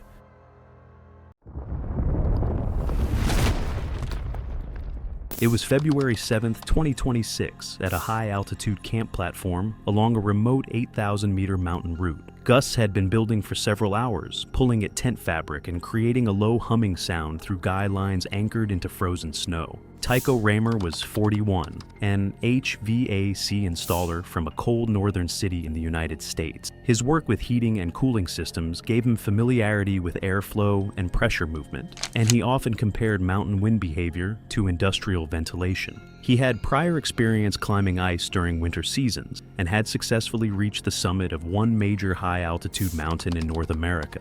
Teammates described him as strong during load carries, but sometimes impatient when fatigue accumulated. Tycho was part of a guided expedition preparing for a summit attempt during a predicted weather window. His objective was to rest at the high camp platform overnight and move upward with the team the following day. The camp consisted of narrow snow terraces cut into a steep slope, with long exposure to open air on the outer edge. Wind speeds were increasing through the evening, with gusts strong enough to shake anchored equipment. Ambient temperature remained well below freezing, accompanied by blowing spindrift that reduced visibility.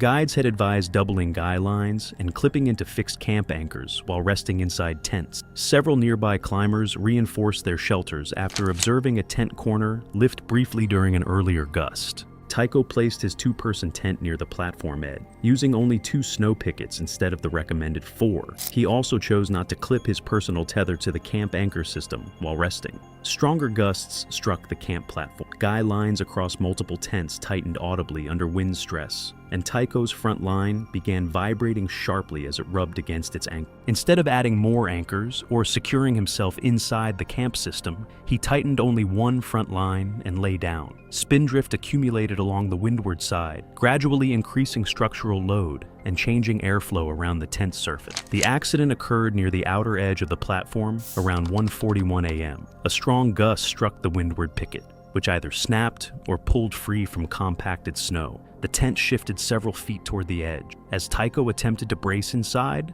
a second powerful gust lifted the windward side. Remaining guy lines cut into softened snow under increasing tension. The tent slid over the platform lip, while Tycho, unconnected to any anchor, was carried with it. The tent tumbled downslope, briefly catching on a rock projection before continuing into a steep ice slope.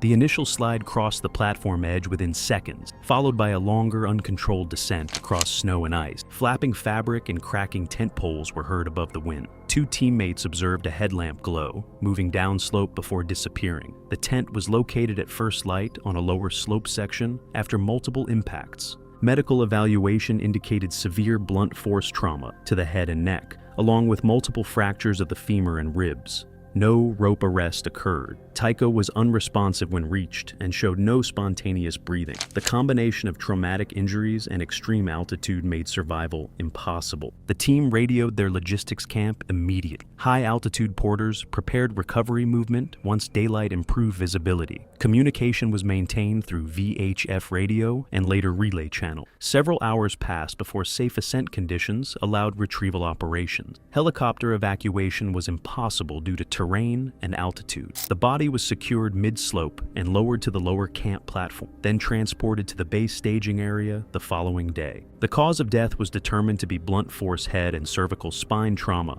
Contributing factors included anchor failure, lack of personal tethering, and extreme camp exposure. Recovered evidence included the pulled picket, abraded guy lines, and fractured tent poles, consistent with high-impact loading. The expedition group later required multiple anchor systems and mandatory personal clip-in procedures at exposed high camp. It was October 19, 2014, on the northern approach to Mount Fuji 8th Station, where the trail markers end and the mountain stops pretending to be hospitable. The closed season gates had been standing since early October, bolted, signed, and largely ignored by anyone willing to walk around them. Kenji Morita was 26 years old and worked as a freelance graphic designer in Osaka's Namba district, taking contract work from small brands and local publications. He planned carefully, he researched locations, and he had completed 2 prior Fuji ascents during the official summer season. Daiichi Arai, 25, was a warehouse logistics coordinator and Kenji's closest friend since university. The two had been documenting outdoor trips together for roughly 18 months on a shared social media account. Nothing massive, a few dozen followers, mostly friends and local outdoor enthusiasts. This trip was planned as their marquee content, an off-season summit push, the kind of footage that looked different from the thousands of summer season clips already online. The trail closure was not ambiguous. Orange barriers sat across the 5th station access path, with laminated notices in Japanese and English, citing volcanic instability and freeze-thaw deterioration of the upper slopes. Other friends mentioned that Kenji had read forums where other hikers described successful off-season attempts, treating the closures as bureaucratic excess rather than legitimate hazard assessment. That reasoning isn't hard to follow. When dozens of people report doing something without consequence, the warning starts to feel performative. They illegally bypass the checkpoint before dawn, hiking the lower trail by headlamp and reaching the 8th station area by mid-morning. Neither of them had crampons. The frozen ash and volcanic gravel on the upper slope had the surface texture of packed sand, but none of its stability. They reached the ridge bypass, a narrow traverse used informally by experienced climbers to avoid the switchbacks near the closed upper gate. A patrol ranger conducting a periodic perimeter check roughly 400 yards below the bypass later described seeing 2 figures on the upper slope moving laterally across the ridgeline. He had already radioed other personnel when Kenji's lead foot slipped on a thin frozen crust over loose ash, sending a short cascade of gravel downslope. He described the sound first, a brief scraping slide, followed by loose material skittering downslope. Not loud, more like dry grit shifting under weight. Then Kenji's figure pitched forward as his footing failed, dropping from vertical to horizontal in less than a second. I don't think most people understand how fast a slope transition happens at that angle. There's no scrambling, no recovery window, nothing. The ranger described him sliding face down across the ash field, accelerating almost immediately, arms out, the camera gimbal still in his left hand for several yards before it separated. He began to rotate and bounce unevenly across the hardened surface. He did not slow. At the ledge break, a roughly 30-foot drop onto a lower volcanic bench, he went over the edge and out of the ranger's line of sight entirely. A group of 4 climbers descending below the bench heard what one later described as 2 separate impacts in quick succession. A dense, flat sound, followed immediately by a second. They did not see the fall. They saw Daiichi above them, already moving toward the ledge break, shouting. Daiichi reached the edge, looked over, and stopped moving for several seconds before pulling out his phone. He reached emergency dispatch within 5 minutes of the fall. Ground rescue teams reached the lower bench approximately 90 minutes later and declared Kenji dead. The local prefectural authority released a brief notice referencing illegal seasonal entry. It received almost no national coverage. Daiichi did not post anything publicly afterward, and the shared account went inactive the following week. I've read a lot of these cases, and the silence that follows is always the part that lingers longest. The date was May 3, 2018, in the Khumbu Icefall on Mount Everest. The morning sun had been heating the glacier for nearly 3 hours, softening the ice that held massive seracs in place and increasing the likelihood of collapse with each passing minute. The icefall doctors had closed the passage at 9 o'clock sharp, as they did every day when temperatures rose above the safety threshold. Climbers who hadn't completed their crossings were required to wait until the following night, when the cold would refreeze the ice and restore a margin of safety. 31-year-old Thomas Eriksson had missed the window. He was a commercial client from Norway who had paid a substantial sum for a guided Everest attempt, his first expedition to the Himalayas. Thomas was fit, motivated, and deeply frustrated by what he perceived as excessive caution. The icefall closure seemed arbitrary to him, a bureaucratic restriction that prioritized liability over achievement. His expedition leader had been clear. No one was to enter the icefall after the closure. The seracs were unstable, the ladders were shifting, and the consequences of a collapse were unsurvivable. Thomas nodded during the briefing, then returned to his tent and began preparing his gear. He planned to cross alone and reach Camp 1 before anyone realized he was gone. In his mind, the closure was a guideline for slower climbers, not an absolute rule for someone who could move quickly through technical terrain. He entered the icefall around 11 in the morning, nearly 2 hours after the official closure. The route wound between towering seracs, some larger than buildings, their surfaces groaning and cracking as the sun heated the ice. The sound was constant, a low, irregular popping, like distant gunfire, as ice adjusted to the warming air. The ladders spanning the deepest crevasses flexed under his weight, their aluminum rungs already warm to the touch. Thomas moved quickly, his focus narrowed to the path ahead. Sweat gathered beneath his helmet despite the altitude, and his breathing grew ragged in the thin air. The first warning came as a sound, a deep, resonant crack that echoed through the icefall like a gunshot. Thomas froze, scanning the seracs for movement. Nothing seemed different. He waited 30 seconds, then resumed climbing faster than before. The second warning came as a vibration. The ice beneath his crampons shuddered briefly, a tremor passing through the glacier like a wave. He looked up at the nearest serac, a massive pillar of blue ice leaning slightly toward the route. A fresh crack had appeared near its base, a dark line running horizontally across the surface. The pillar was shifting. He should have run. Instead, he hesitated. The ladder crossing ahead was only 50 feet away, and beyond it lay a more stable zone. Thomas calculated he could make it across before anything happened. The calculation took 3 seconds. The serac took 2. The collapse began at the top. A house-sized chunk of ice separated from the main pillar and dropped straight down, shattering on impact and sending fragments spinning in every direction. The rest of the serac followed a moment later, toppling forward in a cascade that accelerated as it fell. Thomas ran. His crampons tore at the ice. His arms pumped. His lungs screamed for air. But the icefall was faster. The debris caught him from behind. Blocks of ice ranging from the size of televisions to cars swept through the route, obliterating ladders, filling crevasses, and burying everything in their path. Thomas was struck by a fragment that spun him sideways, then engulfed by the main flow. The noise was overwhelming, a roar that drowned out everything else. Then silence. Sherpas at base camp heard the collapse and radioed the icefall doctors.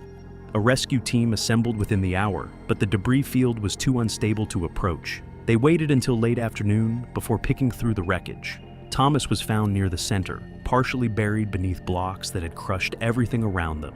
His injuries were catastrophic and instantaneous. The investigation confirmed what everyone already knew. Thomas had entered the icefall after closure, ignored multiple warnings, and been killed when a serac collapsed onto the route. His expedition issued a statement emphasizing he had acted against explicit instructions. The icefall doctors reinforced their protocols.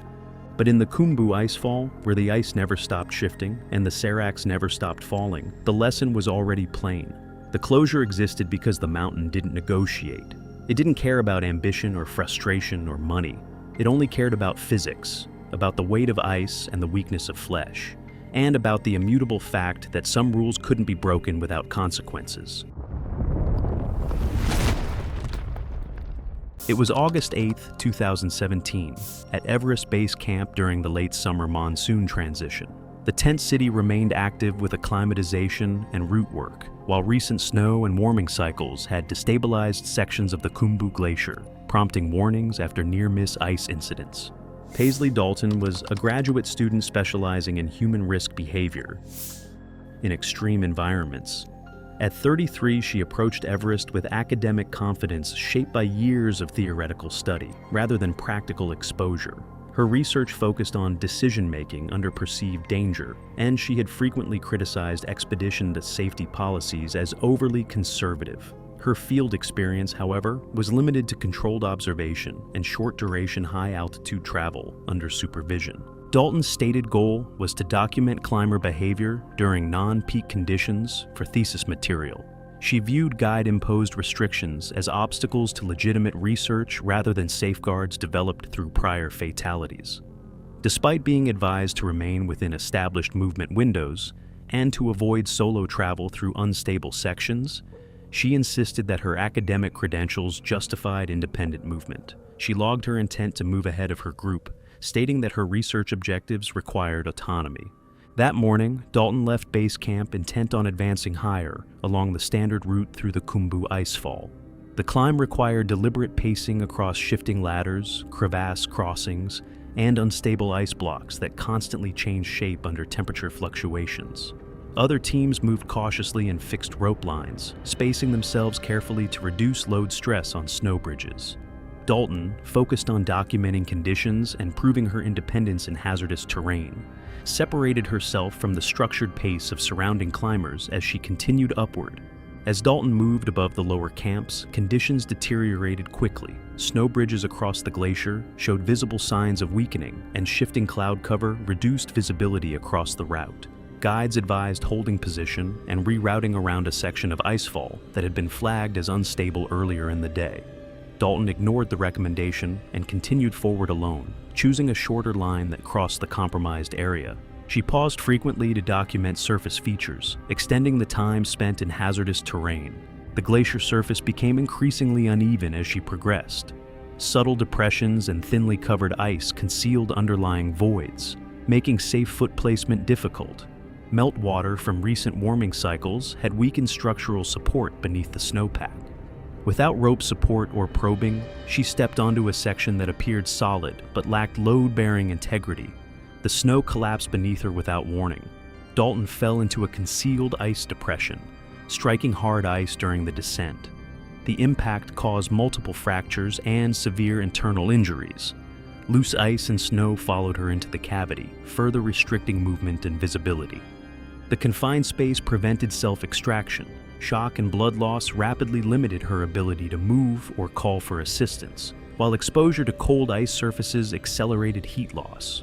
Within minutes, her condition deteriorated to the point where coordinated movement was no longer possible. Dalton remained conscious briefly, attempting to call for assistance and stabilize herself, but blood loss and trauma progressed rapidly. Hypothermia compounded her condition as she remained immobilized on exposed ice. She lost consciousness before any assistance could reach her position. Her absence was reported hours later when she failed to check in. Rescue teams located her after conditions stabilized, but she was unresponsive upon arrival. Medical assessment confirmed death due to internal injuries and exposure sustained during the fall. The incident was recorded as a preventable fatality resulting from deviation from established safety protocols. Expedition leaders reinforced restrictions on independent movement and emphasized that academic expertise does not substitute for situational awareness or compliance with guide authority. The case was later referenced in mountaineering safety discussions as an example of how theoretical knowledge can fail catastrophically when it overrides real-world risk controls.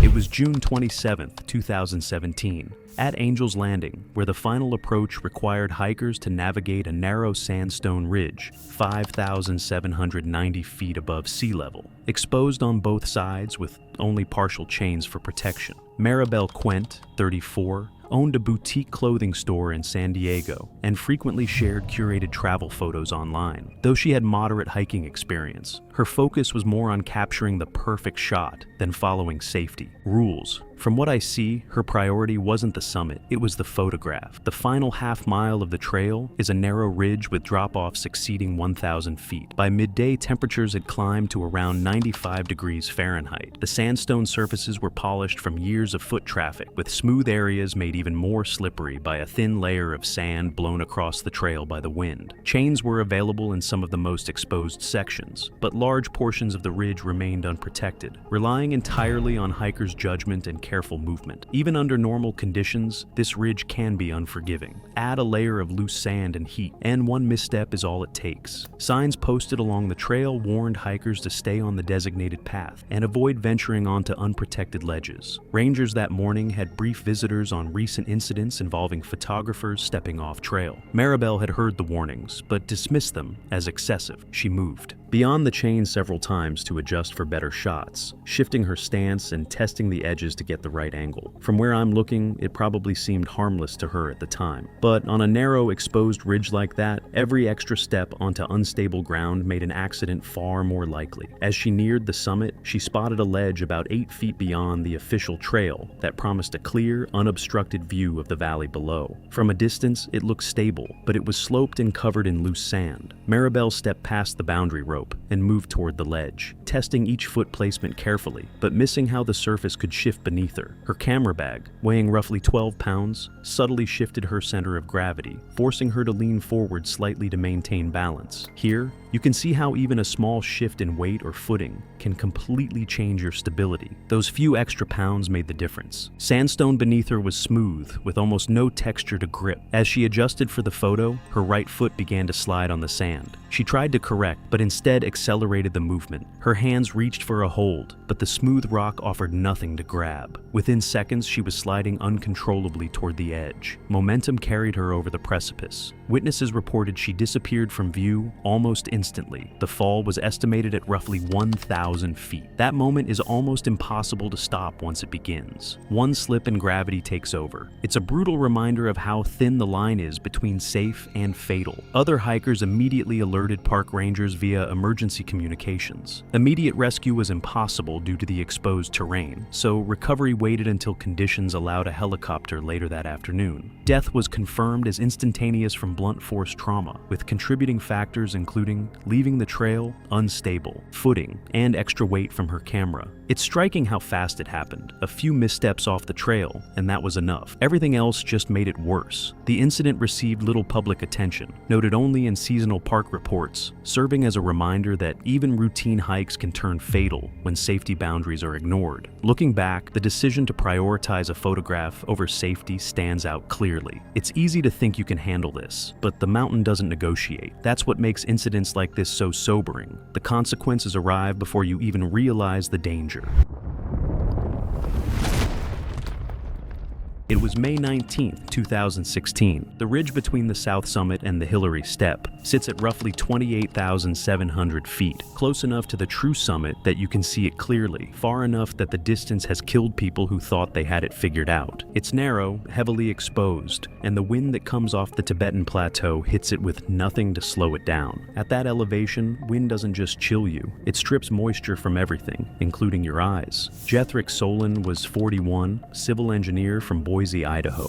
Real climbing resume: Denali, Kilimanjaro, one previous Everest attempt in 2014, cut short at Camp 3 by weather. He wasn't new to this. The 2016 attempt was his second shot. Better prepared, stronger team, considered one of the more capable guys in his group. He also wore prescription contact lenses and had for over 15 years. During the pre-expedition medical briefing, he was told flat out not to wear them on the mountain. Extreme cold and near zero humidity cause contacts to dry out, shift, and in bad conditions partially stick to the surface of the eye. The fix was easy: prescription goggles or prescription inserts that fit inside standard climbing goggles. Jethrick got the goggles, brought them all the way up to 28,000 feet. So why did he leave them in his pack on summit day? Because they fogged up a bit during lower elevation rotations and he found them annoying. That was literally it. That was the decision. At extreme altitude, humidity drops to basically nothing, and wind regularly hits above 40 miles per hour. Contact lenses stay mobile on the eye through a thin layer of moisture. Take that away, and the lens dries out, stiffens, and stops moving freely.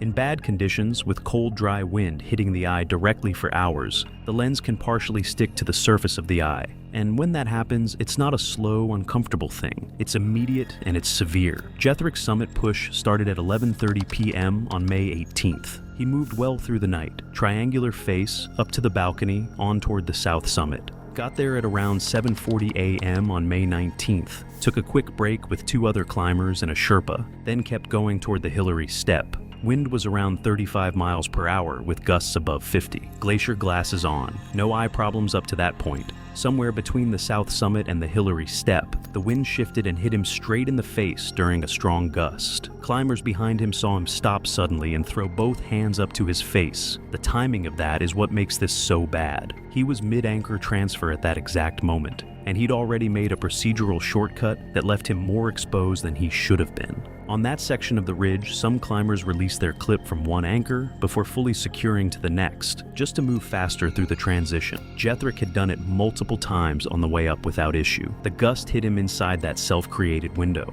unclipped, one hand reaching for the next anchor, the other not yet on the rope. After hours of basically zero humidity at that altitude, the lens in his left eye had dried out badly, and the gust pushed it against the surface of the eye. That kind of pain is not something you push through. It's instant, and it's total. Both hands went straight to his face. He was at 28,700 feet, unclipped, in a 50-mile-per-hour gust, with both hands completely off the rope. That transfer had probably gone fine 20 times on the way up. Just another routine move that stopped feeling like a risk. A climber about 30 feet back saw him stagger sideways. He didn't catch himself. He went over the eastern side of the ridge. The fall zone drops thousands of feet. Nobody on the ridge could do a thing. The witness clipped in hard and called it into base camp by radio within minutes. A search ran for 2 days, but getting into that terrain was impossible. Jethrick's pack was still at the south summit, where he'd left it, brought down by the team. Inside were his prescription goggles, still in the case, never opened. His glacier glasses were never found. He ignored the advice, brought the fix and never used it, and the findings reflected exactly that. No further inquiry was opened.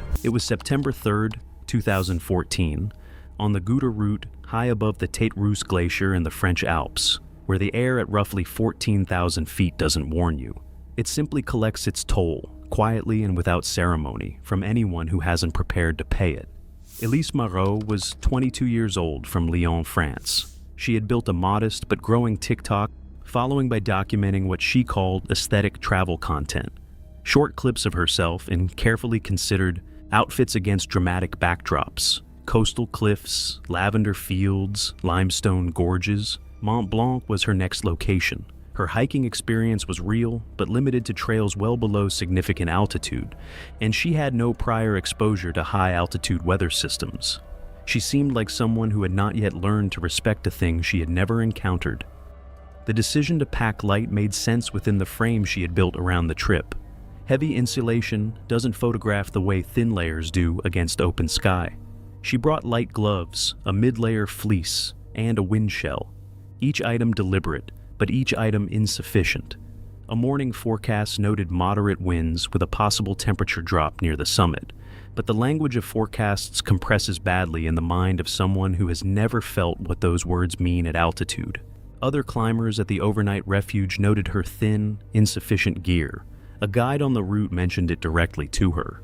Apparently she acknowledged it, said she planned a quick turnaround, and yet did not change her plan.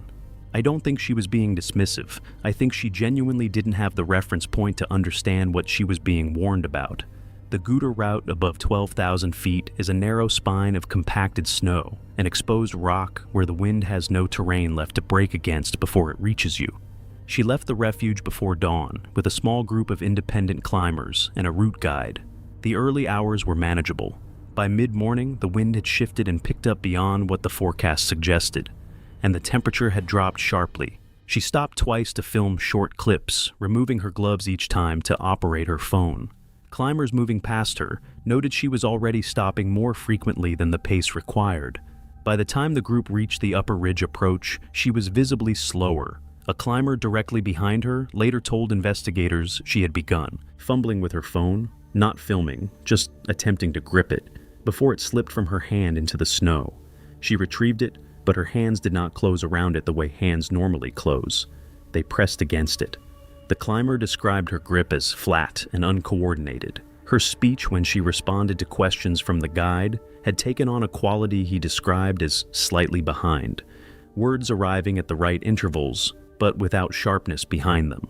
She stumbled twice on crampon placements that should have been routine. The guide attempted to turn her around. She took several more steps upward before stopping on her own. This is the part I find hardest to process, not because it was sudden, but because it wasn't.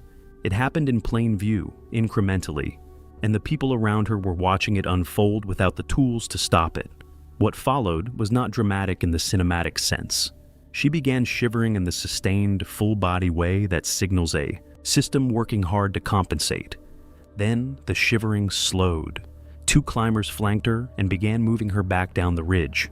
Her crampon placements became unreliable, each step requiring direct guidance.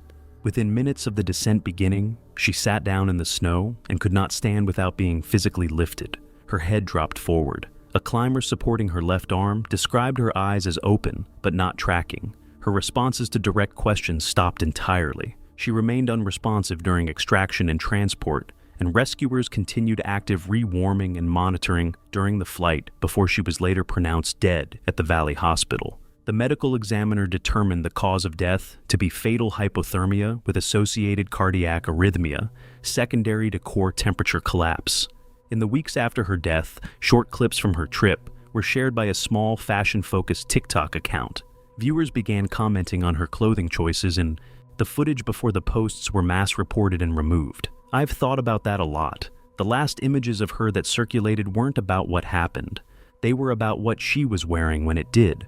That feels like its own kind of cruelty, separate from the mountain entirely, and one that nobody was held accountable for. It was January 30th, 2026, on a high-altitude glacier approach route toward a remote mountain base region, where a morning freeze had formed a deceptive snow crust that concealed weak bridges above deep crevasse fields. Melis Dorn was 29, a public school counselor from a desert city in the southwestern United States who found comfort in hiking after work. This was her first trek in a high mountain glacier environment, with no intention of attempting a summit, only to reach the base trekking camp and return along the marked route. Her mountaineering experience was limited to supervised training on smaller mountains. While taking a photograph, she stepped slightly off the flagged path, following faint boot impressions in the snow, a choice that would later prove fatal. The glacier surface consisted of broken ice fields covered by soft snow layers. Several crevasse zones ran across the approach corridor, separated by thin snow bridges that could collapse under minor pressure.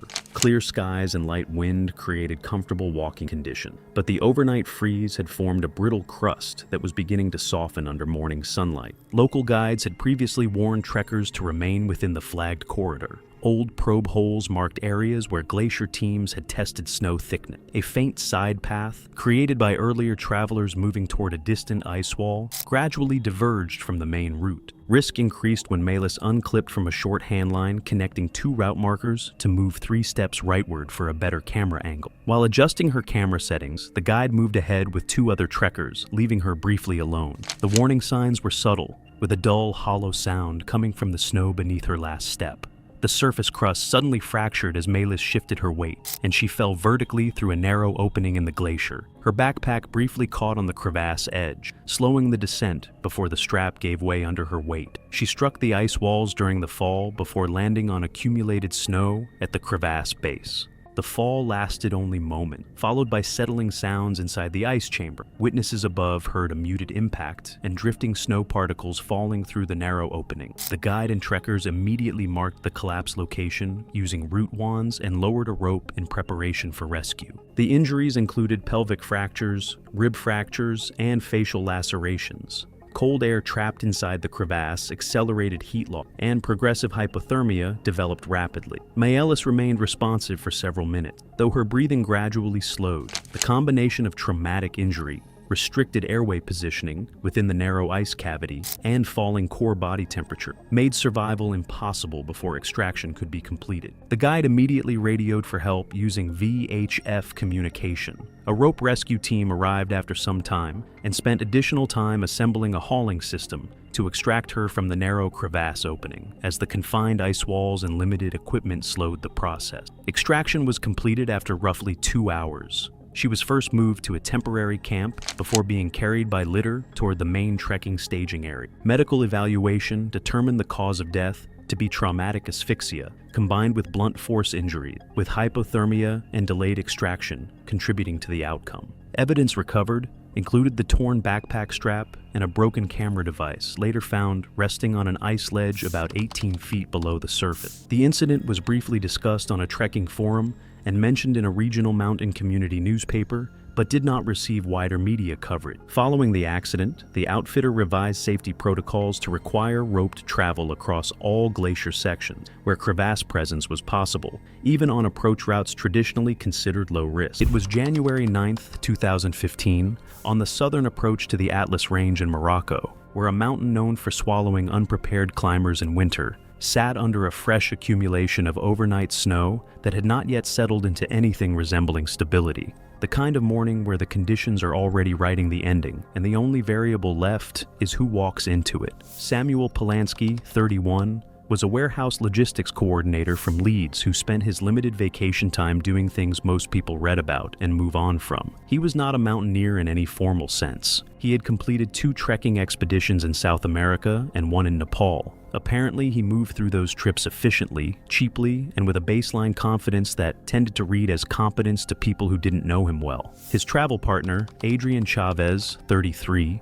was a secondary school physical education teacher from Manchester, who had summited the same peak once before, in July, under dry conditions with a group. That single summer ascent seemed to have become the reference point for everything that followed. Bypassing the checkpoint was illegal but deliberate, the kind of calculated decision made weeks earlier at a kitchen table. They believed 2 experienced trekkers, one with summit experience, didn't need a guide for a well-researched route. It's the same reasoning seen in many fatal cases, treating licensing as a revenue scheme rather than a real safety measure. That logic is not unusual. It only fails once. By early morning, the temperature sat around 14 degrees Fahrenheit at the upper elevations. The snowpack above 12,500 feet had been building for 3 days over an older wind-compressed base layer. 3 separate mule handlers working the lower trail had warned passing groups to avoid the high traverse. One of them, stationed near a stone marker at roughly 12,100 feet, watched Samuel and Adrian move past without stopping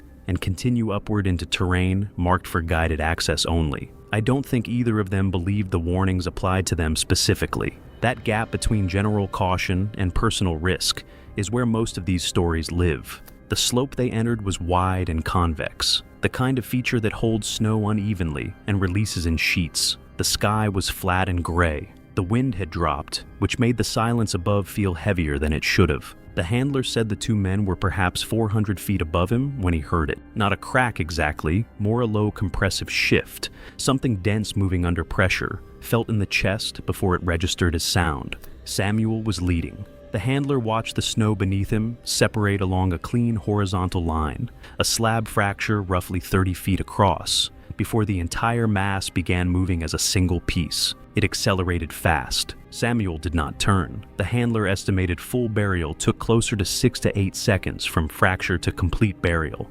Adrian, trailing by roughly 10 feet, turned uphill and attempted to move upward but was immediately overtaken as the slab propagated and folded over him within moments of the initial release. A pair of hikers lower on the trail later told investigators they saw Adrian's upper body briefly above the surface, arms moving, pulling at snow, before he disappeared entirely. No one shouted. There was no sound from either man after the initial fracture. The mule handler radioed a regional emergency post within approximately 8 minutes. Mountain rescue teams reached the lower staging area roughly 2 hours later, but could not ascend immediately due to continued slope instability. Recovery was halted until the following morning, where they found both bodies dead. Coroner findings noted both men died from asphyxiation and compressive thoracic trauma, consistent with avalanche burial. British consular services were notified following identification of the victims, and coordination with local authorities remained procedural and limited to repatriation formalities. In the United Kingdom, the incident appeared only briefly in niche trekking forums and small-scale outdoor safety discussions, without broader media amplification. That's part of the problem. When the story doesn't travel far, the lesson doesn't either. 2 men are buried on a mountain in January, and the clearest thing the record shows is that they were warned at least 4 times by people who knew that slope, and they kept walking. That is not a failure of information. That is something harder to fix, and I'm not sure what fixes it. The morning of June 8, 2016, broke clear on the Emmons Glacier route of Mount Rainier in Washington state, with temperatures hovering just below freezing and a light wind pushing scattered clouds across the summit.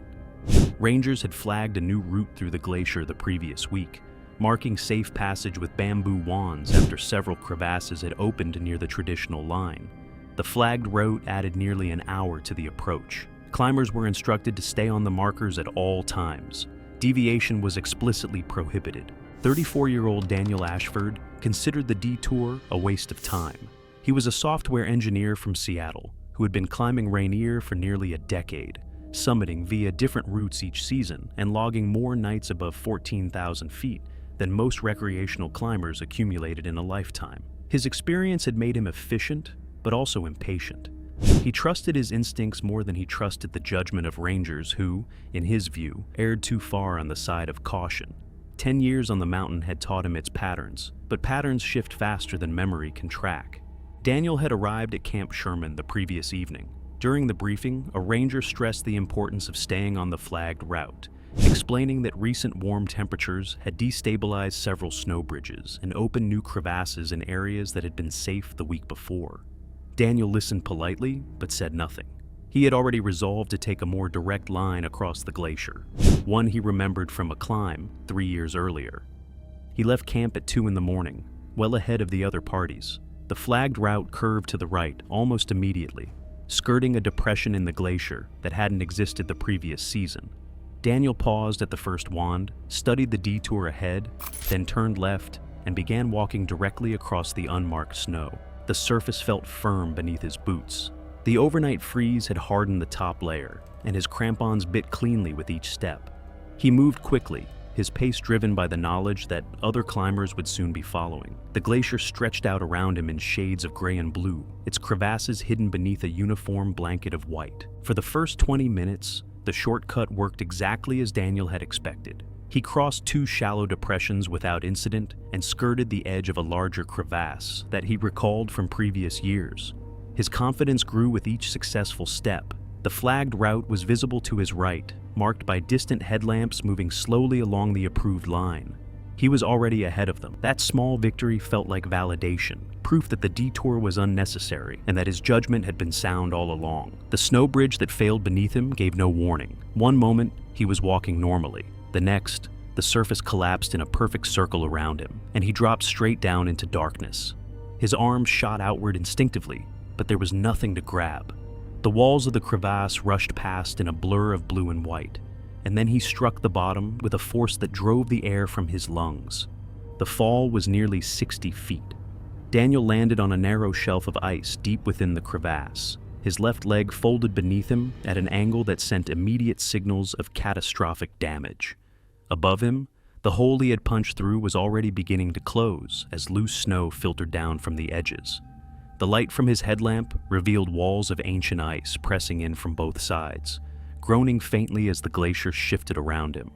The blue walls seemed to press closer with each passing hour, and the cold cut through his layers as though they weren't there.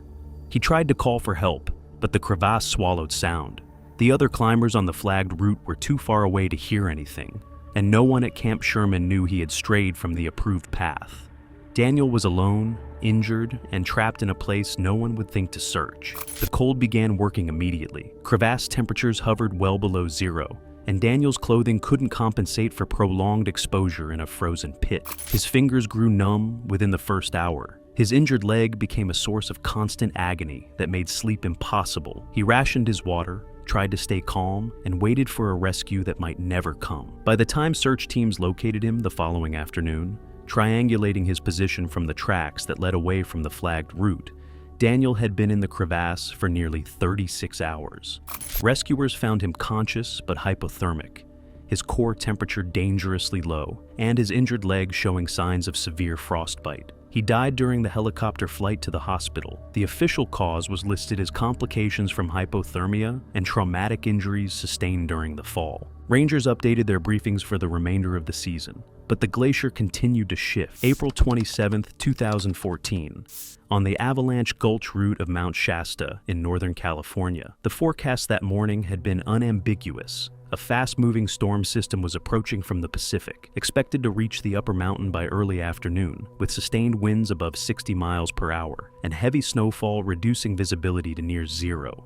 Rangers had issued a voluntary evacuation advisory for climbers above 10,000 feet. Most teams took the warning seriously and began breaking down their camps. 27-year-old Kevin Marsh decided to stay. He was an aspiring mountaineer from Sacramento who had attempted Shasta twice before, both times retreating due to weather. This was supposed to be his redemption climb. He had taken time off work, purchased new equipment, and driven 5 hours with the sole goal of standing on the summit. The approaching storm felt like a personal insult, another obstacle thrown in his path by a universe that seemed determined to keep him from the top. Kevin had established camp at Lake Helen, around 10,400 feet.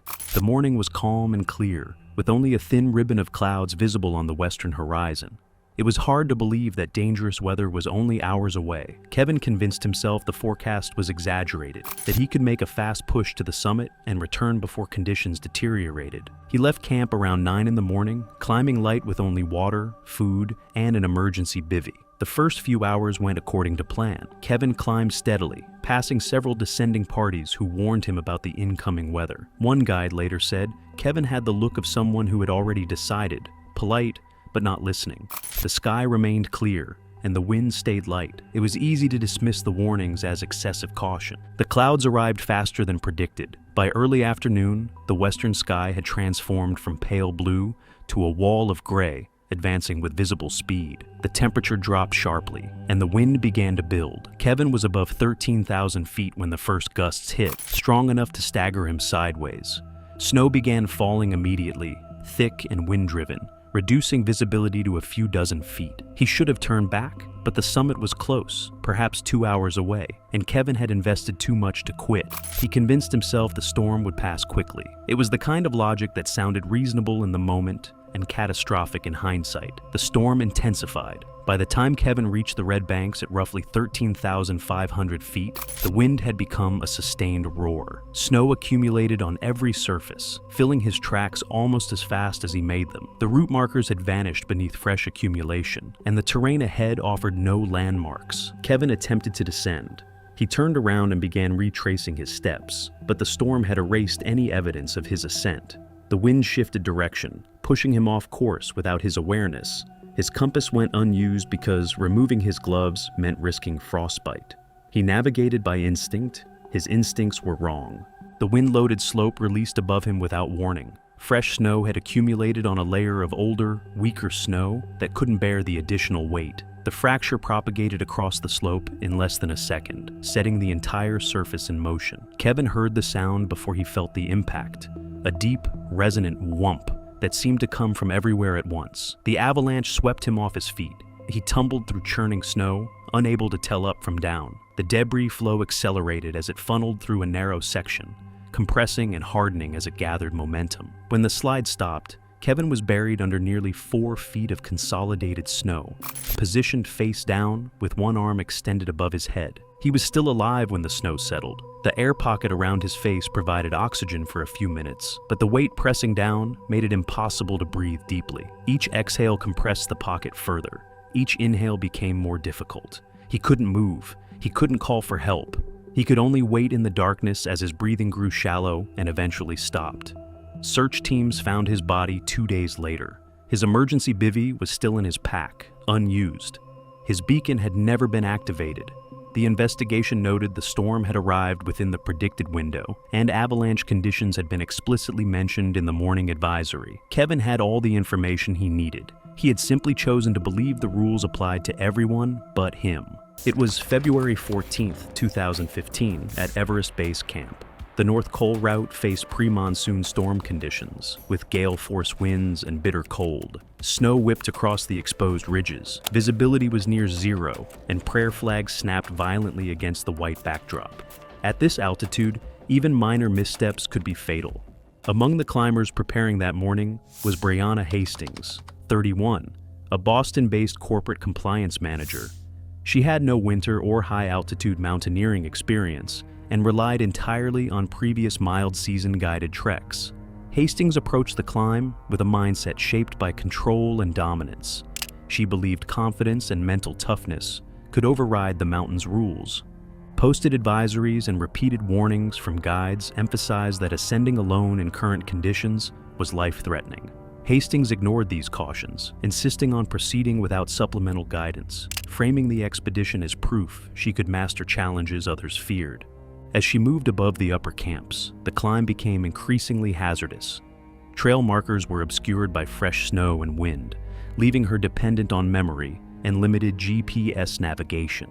Spindrift, fine wind-blown snow, penetrated every layer of clothing. wetting insulation and reducing its effectiveness. Ice crystals formed on her gloves and face protection, impairing dexterity and making even simple movements, like adjusting backpack straps or holding trekking poles, difficult. Every step required careful placement on hidden rock or ice, but poor visibility made footing unreliable. By early afternoon, gusts approaching 90 miles per hour struck without warning, catching Hastings off balance on an exposed ridge. She stumbled into shallow depressions between boulders as trekking poles were ripped from her hands and her backpack waist belt tore under wind pressure, eliminating her main points of stability. Snow blew into her face, freezing against goggles and mask, and visibility dropped to near zero. Each successive gust drove her further along the slope, increasing contact with snow and ice, while wet clothing accelerated the loss of body heat. Hastings attempted to activate her GPS emergency beacon, but frost-numb fingers prevented proper operation. The device slipped from her grasp and became partially buried in snow.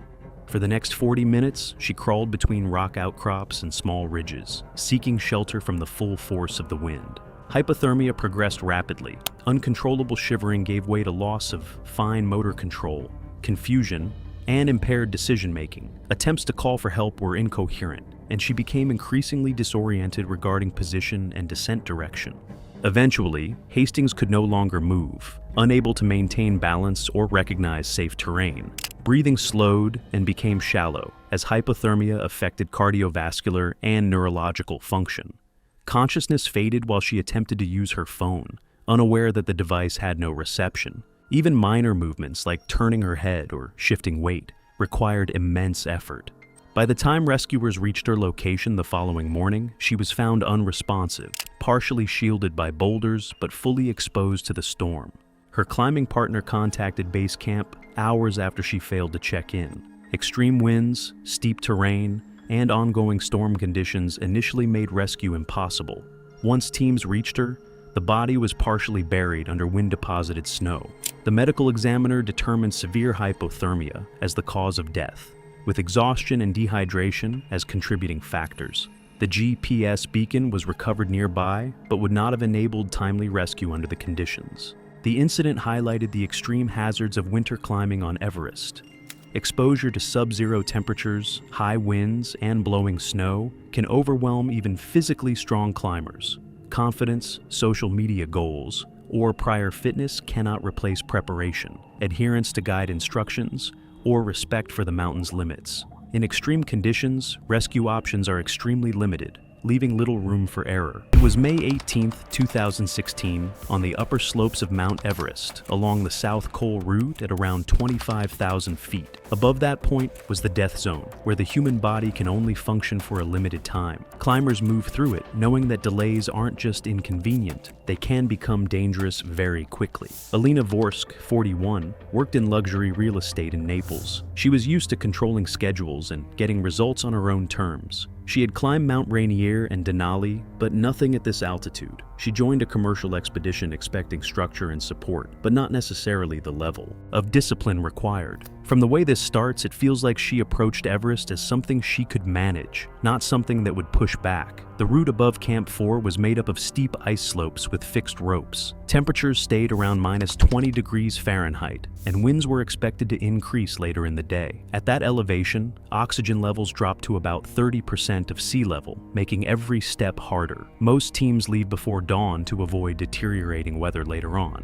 Her expedition leader set a 1 a.m. departure time. That's standard, but Alina refused. She didn't want to start that early and pushed for a daylight climb instead. She eventually left around 6 a.m., about 5 hours behind the main group. That delay doesn't just put you behind schedule, it puts you in a completely different version of the mountain. As she moved higher, she began encountering climbers already descending from the summit. That meant stopping frequently, stepping aside, and waiting for others to pass. At that altitude, every stop takes effort to recover from. Breathing becomes more labored, and it's harder to regain momentum. Those pauses may not seem like much, but up there, they add up faster than people expect. By late morning, winds on Mount Everest reached 35 miles per hour. Blowing snow reduced visibility to under 30 feet, and the route became difficult to follow. At 25,500 feet, she paused on a narrow traverse, but stiff hands and hardened ice left little margin for error. Attempting to clip into the next anchor, her crampon caught, she fell sideways, and while the rope stopped her from falling down the mountain, it swung her into the slope, causing multiple rib fractures and serious head trauma. She was left suspended, unable to stabilize herself. At that point, it's not just about technique anymore. It comes down to whether your body can respond, and hers was already under too much stress. She couldn't regain proper footing, her movements slowed, and her coordination dropped. The cold continued to affect her. Her body was losing heat, and her ability to react was fading. You can see how everything starts stacking here. Fatigue, cold, and now injury. None of it is immediate on its own, but together it becomes overwhelming. Other climbers were nearby, but they were also slowed by congestion and worsening conditions. It took time for anyone to reach her, and at that altitude, time is limited. She remained in that position for over an hour. During that time, her condition continued to decline. The exposure, combined with her injuries, made recovery unlikely. Without movement or proper shelter, her body couldn't keep up with the stress. Her guides eventually reached her and tried to stabilize the situation. But moving an injured climber at that altitude, in those conditions, is extremely slow. Winds continued to increase and visibility remained low. Even with help, there's only so much anyone can do up there. The mountain sets the pace, not the people. By the time they secured her, she had already lost consciousness. She did not respond after that point. Her body was recovered 3 days later, once conditions improved enough for a safe retrieval. The cause of death was listed as blunt force trauma, with severe hypothermia as a contributing factor. Delayed timing, prolonged exposure,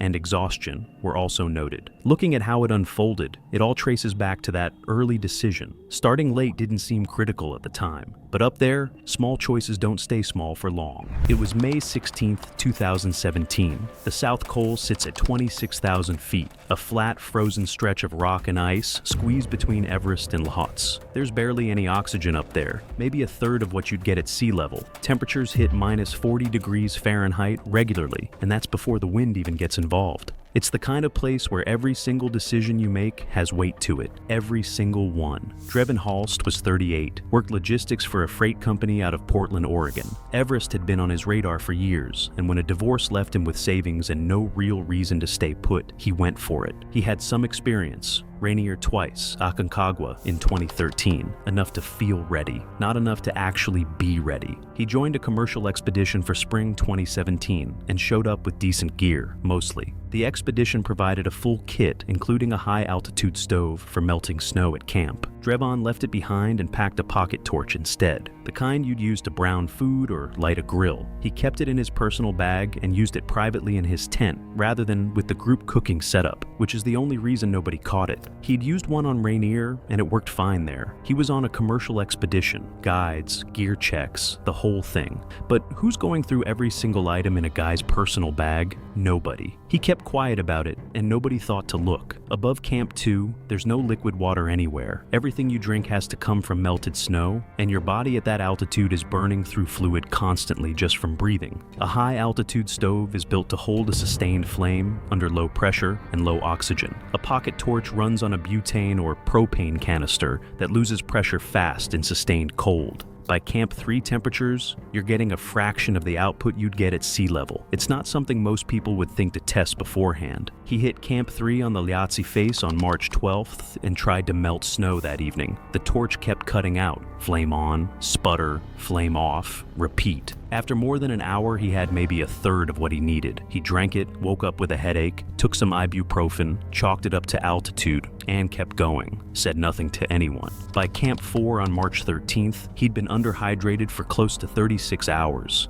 People around him noticed something was off. Quieter, slower, not quite tracking. That evening, the torch gave out completely after producing less than half a liter. He drank it, ate a bit, told his tent mate he was fine, and got into his sleeping bag. Tent mate's right there. Guides one tent over. Guy couldn't bring himself to just say something. Summit push was set for 11 p.m. When guides came through to wake everyone, Drevon didn't move. His tent mate shook him once, twice, nothing. Third time, he noticed the lips, that faint blue, and no chest movement. He called out immediately. A guide was there within minutes. No pulse, no breathing. The oxygen cylinder next to Drevon still had gas in it. That wasn't the issue. The guide put the mask on him anyway. Nothing changed. At 26,000 feet in a tent in the dark, there's no real resuscitation available. Base camp got the radio call within the hour. His body stayed on the coal for 4 days, until weather allowed a team to reach him. He was exactly how his tent mate had left him. On his side, knees slightly pulled up,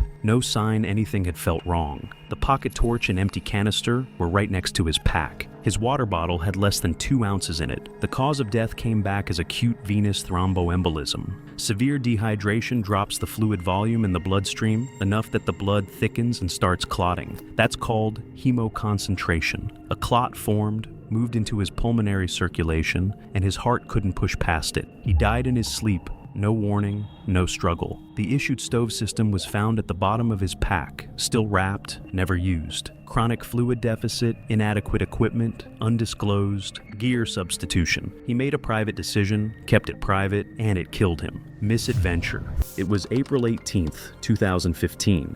On a narrow shelf above Camp 2 in the Annapurna region of Nepal, where the upper snowfields hold their shape for weeks, and then release all of it in under a minute.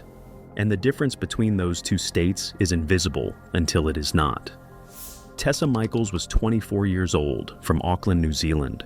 She had worked retail for 3 years before taking a year off to travel through Southeast Asia and into the Himalayas.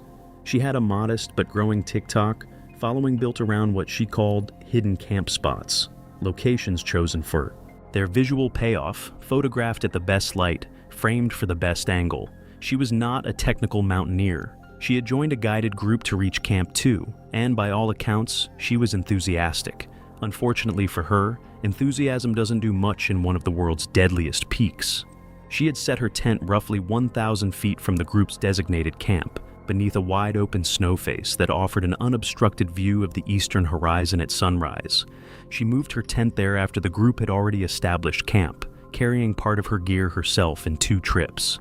A guide had walked to her position the previous afternoon and told her directly that the slope above was avalanche-prone, particularly as daytime temperatures rose and the snowpack cycled through freeze-thaw stress. She acknowledged what he said. However, she did not move. Imagine a direct warning from someone whose job it is to keep you alive, and you still didn't follow. The weather was clear. The snow at her feet was firm. From where she stood, nothing looked wrong. She filmed the sunset from that position.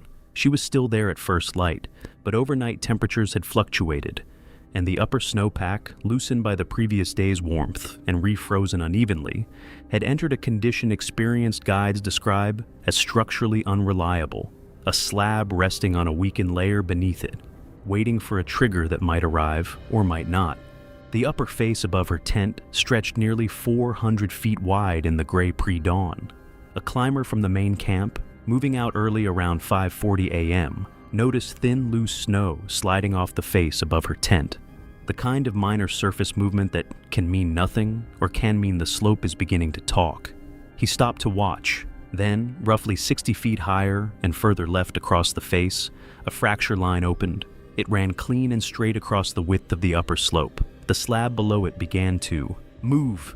He shouted in her direction, but the distance was too great. The wind was carrying his voice away from her position and into the open valley. A second team member near the camp entrance also shouted. Neither warning likely reached her. The avalanche, dense, heavy spring snow mixed with compacted ice, accelerated down the open face and covered the distance to her position in well under half a minute from fracture. She had exited her tent. She was standing beside it, phone in hand, facing upslope. Both witnesses described her turning toward the sound before the flow reached her. The snow hit her at the knees, and she went down immediately. The debris, moving at an estimated 30 to 40 miles per hour at impact, rolled over her in a mass that witnesses described as heavy rather than explosive. Not a wall, but a weight. Her tent collapsed. Part of it was carried downslope. Her arm was visible above the surface for a brief moment, pressing upward against the compacting snow before the settling debris covered it completely. The slope went quiet. I don't think the word buried captures what actually happens. The snow compacts immediately. It sets like concrete. The alarm was raised within seconds. The team leader called for mountain rescue and moved toward the debris field within 2 minutes. Avalanche probes and transceivers were deployed across the zone. Tessa was located after roughly 20 minutes, at a depth of about 3 feet beneath the surface. Extraction through the compacted debris took additional time. She was dead when recovered. Her pre-scheduled social media posts, clips of the campsite, the sunset, the slope she had positioned herself to film, continued uploading automatically for several hours after the avalanche. Followers left confused, cheerful comments beneath footage of the face that had killed her before teammates reported the account. The posts were eventually taken down by the platform after the incident. Ekstedt was reported. She had every opportunity to not be in that location.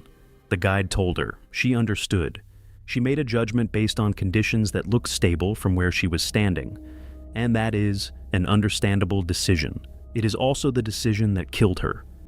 Those two things can be true at the same time, and sitting with that is harder than anything else in this story. It was September 14th, 2016, on a regulated Via Ferrata route, threading the eastern limestone face of a dolomite formation in northern Italy, where the steel cable system and iron rungs had been anchored into the rock for a reason that would, before noon, become impossible to dismiss. Luca Bianchini was 24 and worked part-time at a regional sporting goods retailer in the Veneto. He climbed recreationally, weekends, occasional day trips, with enough exposure to feel capable on technical terrain without formal alpine training. Marco Resi was 27, a construction supervisor who had climbed alongside Luca for 3 years. Neither held alpine certification. People who knew them described both as quick-moving outdoors and comfortable on moderate routes. They had arrived that morning with proper equipment. That part was not the problem. The route's entry signage was explicit. Via Ferrata progression required maintaining at least one carabiner on the continuous safety cable at all times. They had read it. Other climbers on the route later told investigators they had watched both men fail to correctly execute the dual carabiner progression system, at times leaving both carabiners improperly positioned during transitions between anchor sections, bypassing correct attachment procedure at narrow sections to avoid lanyard friction. The decision was deliberate and made more than once over the course of the morning. This was highly illegal. Everyone on that route had been told so in writing before they stepped onto the rock. A weather shift had passed through the region in the previous hour. Not rain, but enough humidity to leave the upper limestone surfaces with a damp film, the kind that doesn't reveal itself until weight transfers onto it. The gorge channel below the upper traverse dropped between staggered limestone ledges at irregular intervals, some projecting outward from the wall. A guided tour group of 11 was positioned roughly 200 feet below on a wider ledge section. Their guide later told investigators he had already noted both men appearing to incorrectly manage their lanyard transitions while moving between cable segments and had been watching them. Luca reached the iron rung traverse approximately 80 feet above the gorge floor and stepped onto the first rung without properly completing a carabiner transition onto the next cable section. His right boot slipped sideways on the damp iron. No extended moment of balance, no warning sound, and he grabbed at the surrounding rock with both hands. Nothing caught. His body swung outward and fell. Marco, 2 rungs back and also not correctly secured through a completed dual carabiner transition at that moment, attempted to react. He lost footing in the same motion. The guide described hearing 2 distinct impacts against limestone, the first sharp and immediate, the second lower in the gorge, and roughly 2 seconds behind it. The 2 nearest climbers described the same sequence, 2 contacts against the ledge outcrops lining the channel, and then nothing. Witness accounts for events like this are always shorter than you expect. There's almost nothing to describe because it was over before anyone could process what they were watching. The guide called emergency services within 3 minutes. A mountain rescue helicopter reached the site approximately 35 minutes later and confirmed both died on approach before landing. The coroner determined both deaths resulted from multiple blunt force trauma. The part I find difficult to reconcile is that they had the equipment. Every piece of gear required to walk off that route safely was on their bodies that morning. The Regional Climbing Authority classified both deaths as non-compliance with fixed route safety systems. Local alpine training programs incorporated the case into safety curriculum without formal attribution. Coverage beyond regional outlets was minimal. They were experienced enough to feel capable, and they had likely moved through sections with improper or incomplete via ferrata clipping technique before on easier terrain without consequence. That's the logic that builds quietly, decisions that work until they don't. The mountain made no distinction between all the times it had been fine and the one morning it wasn't.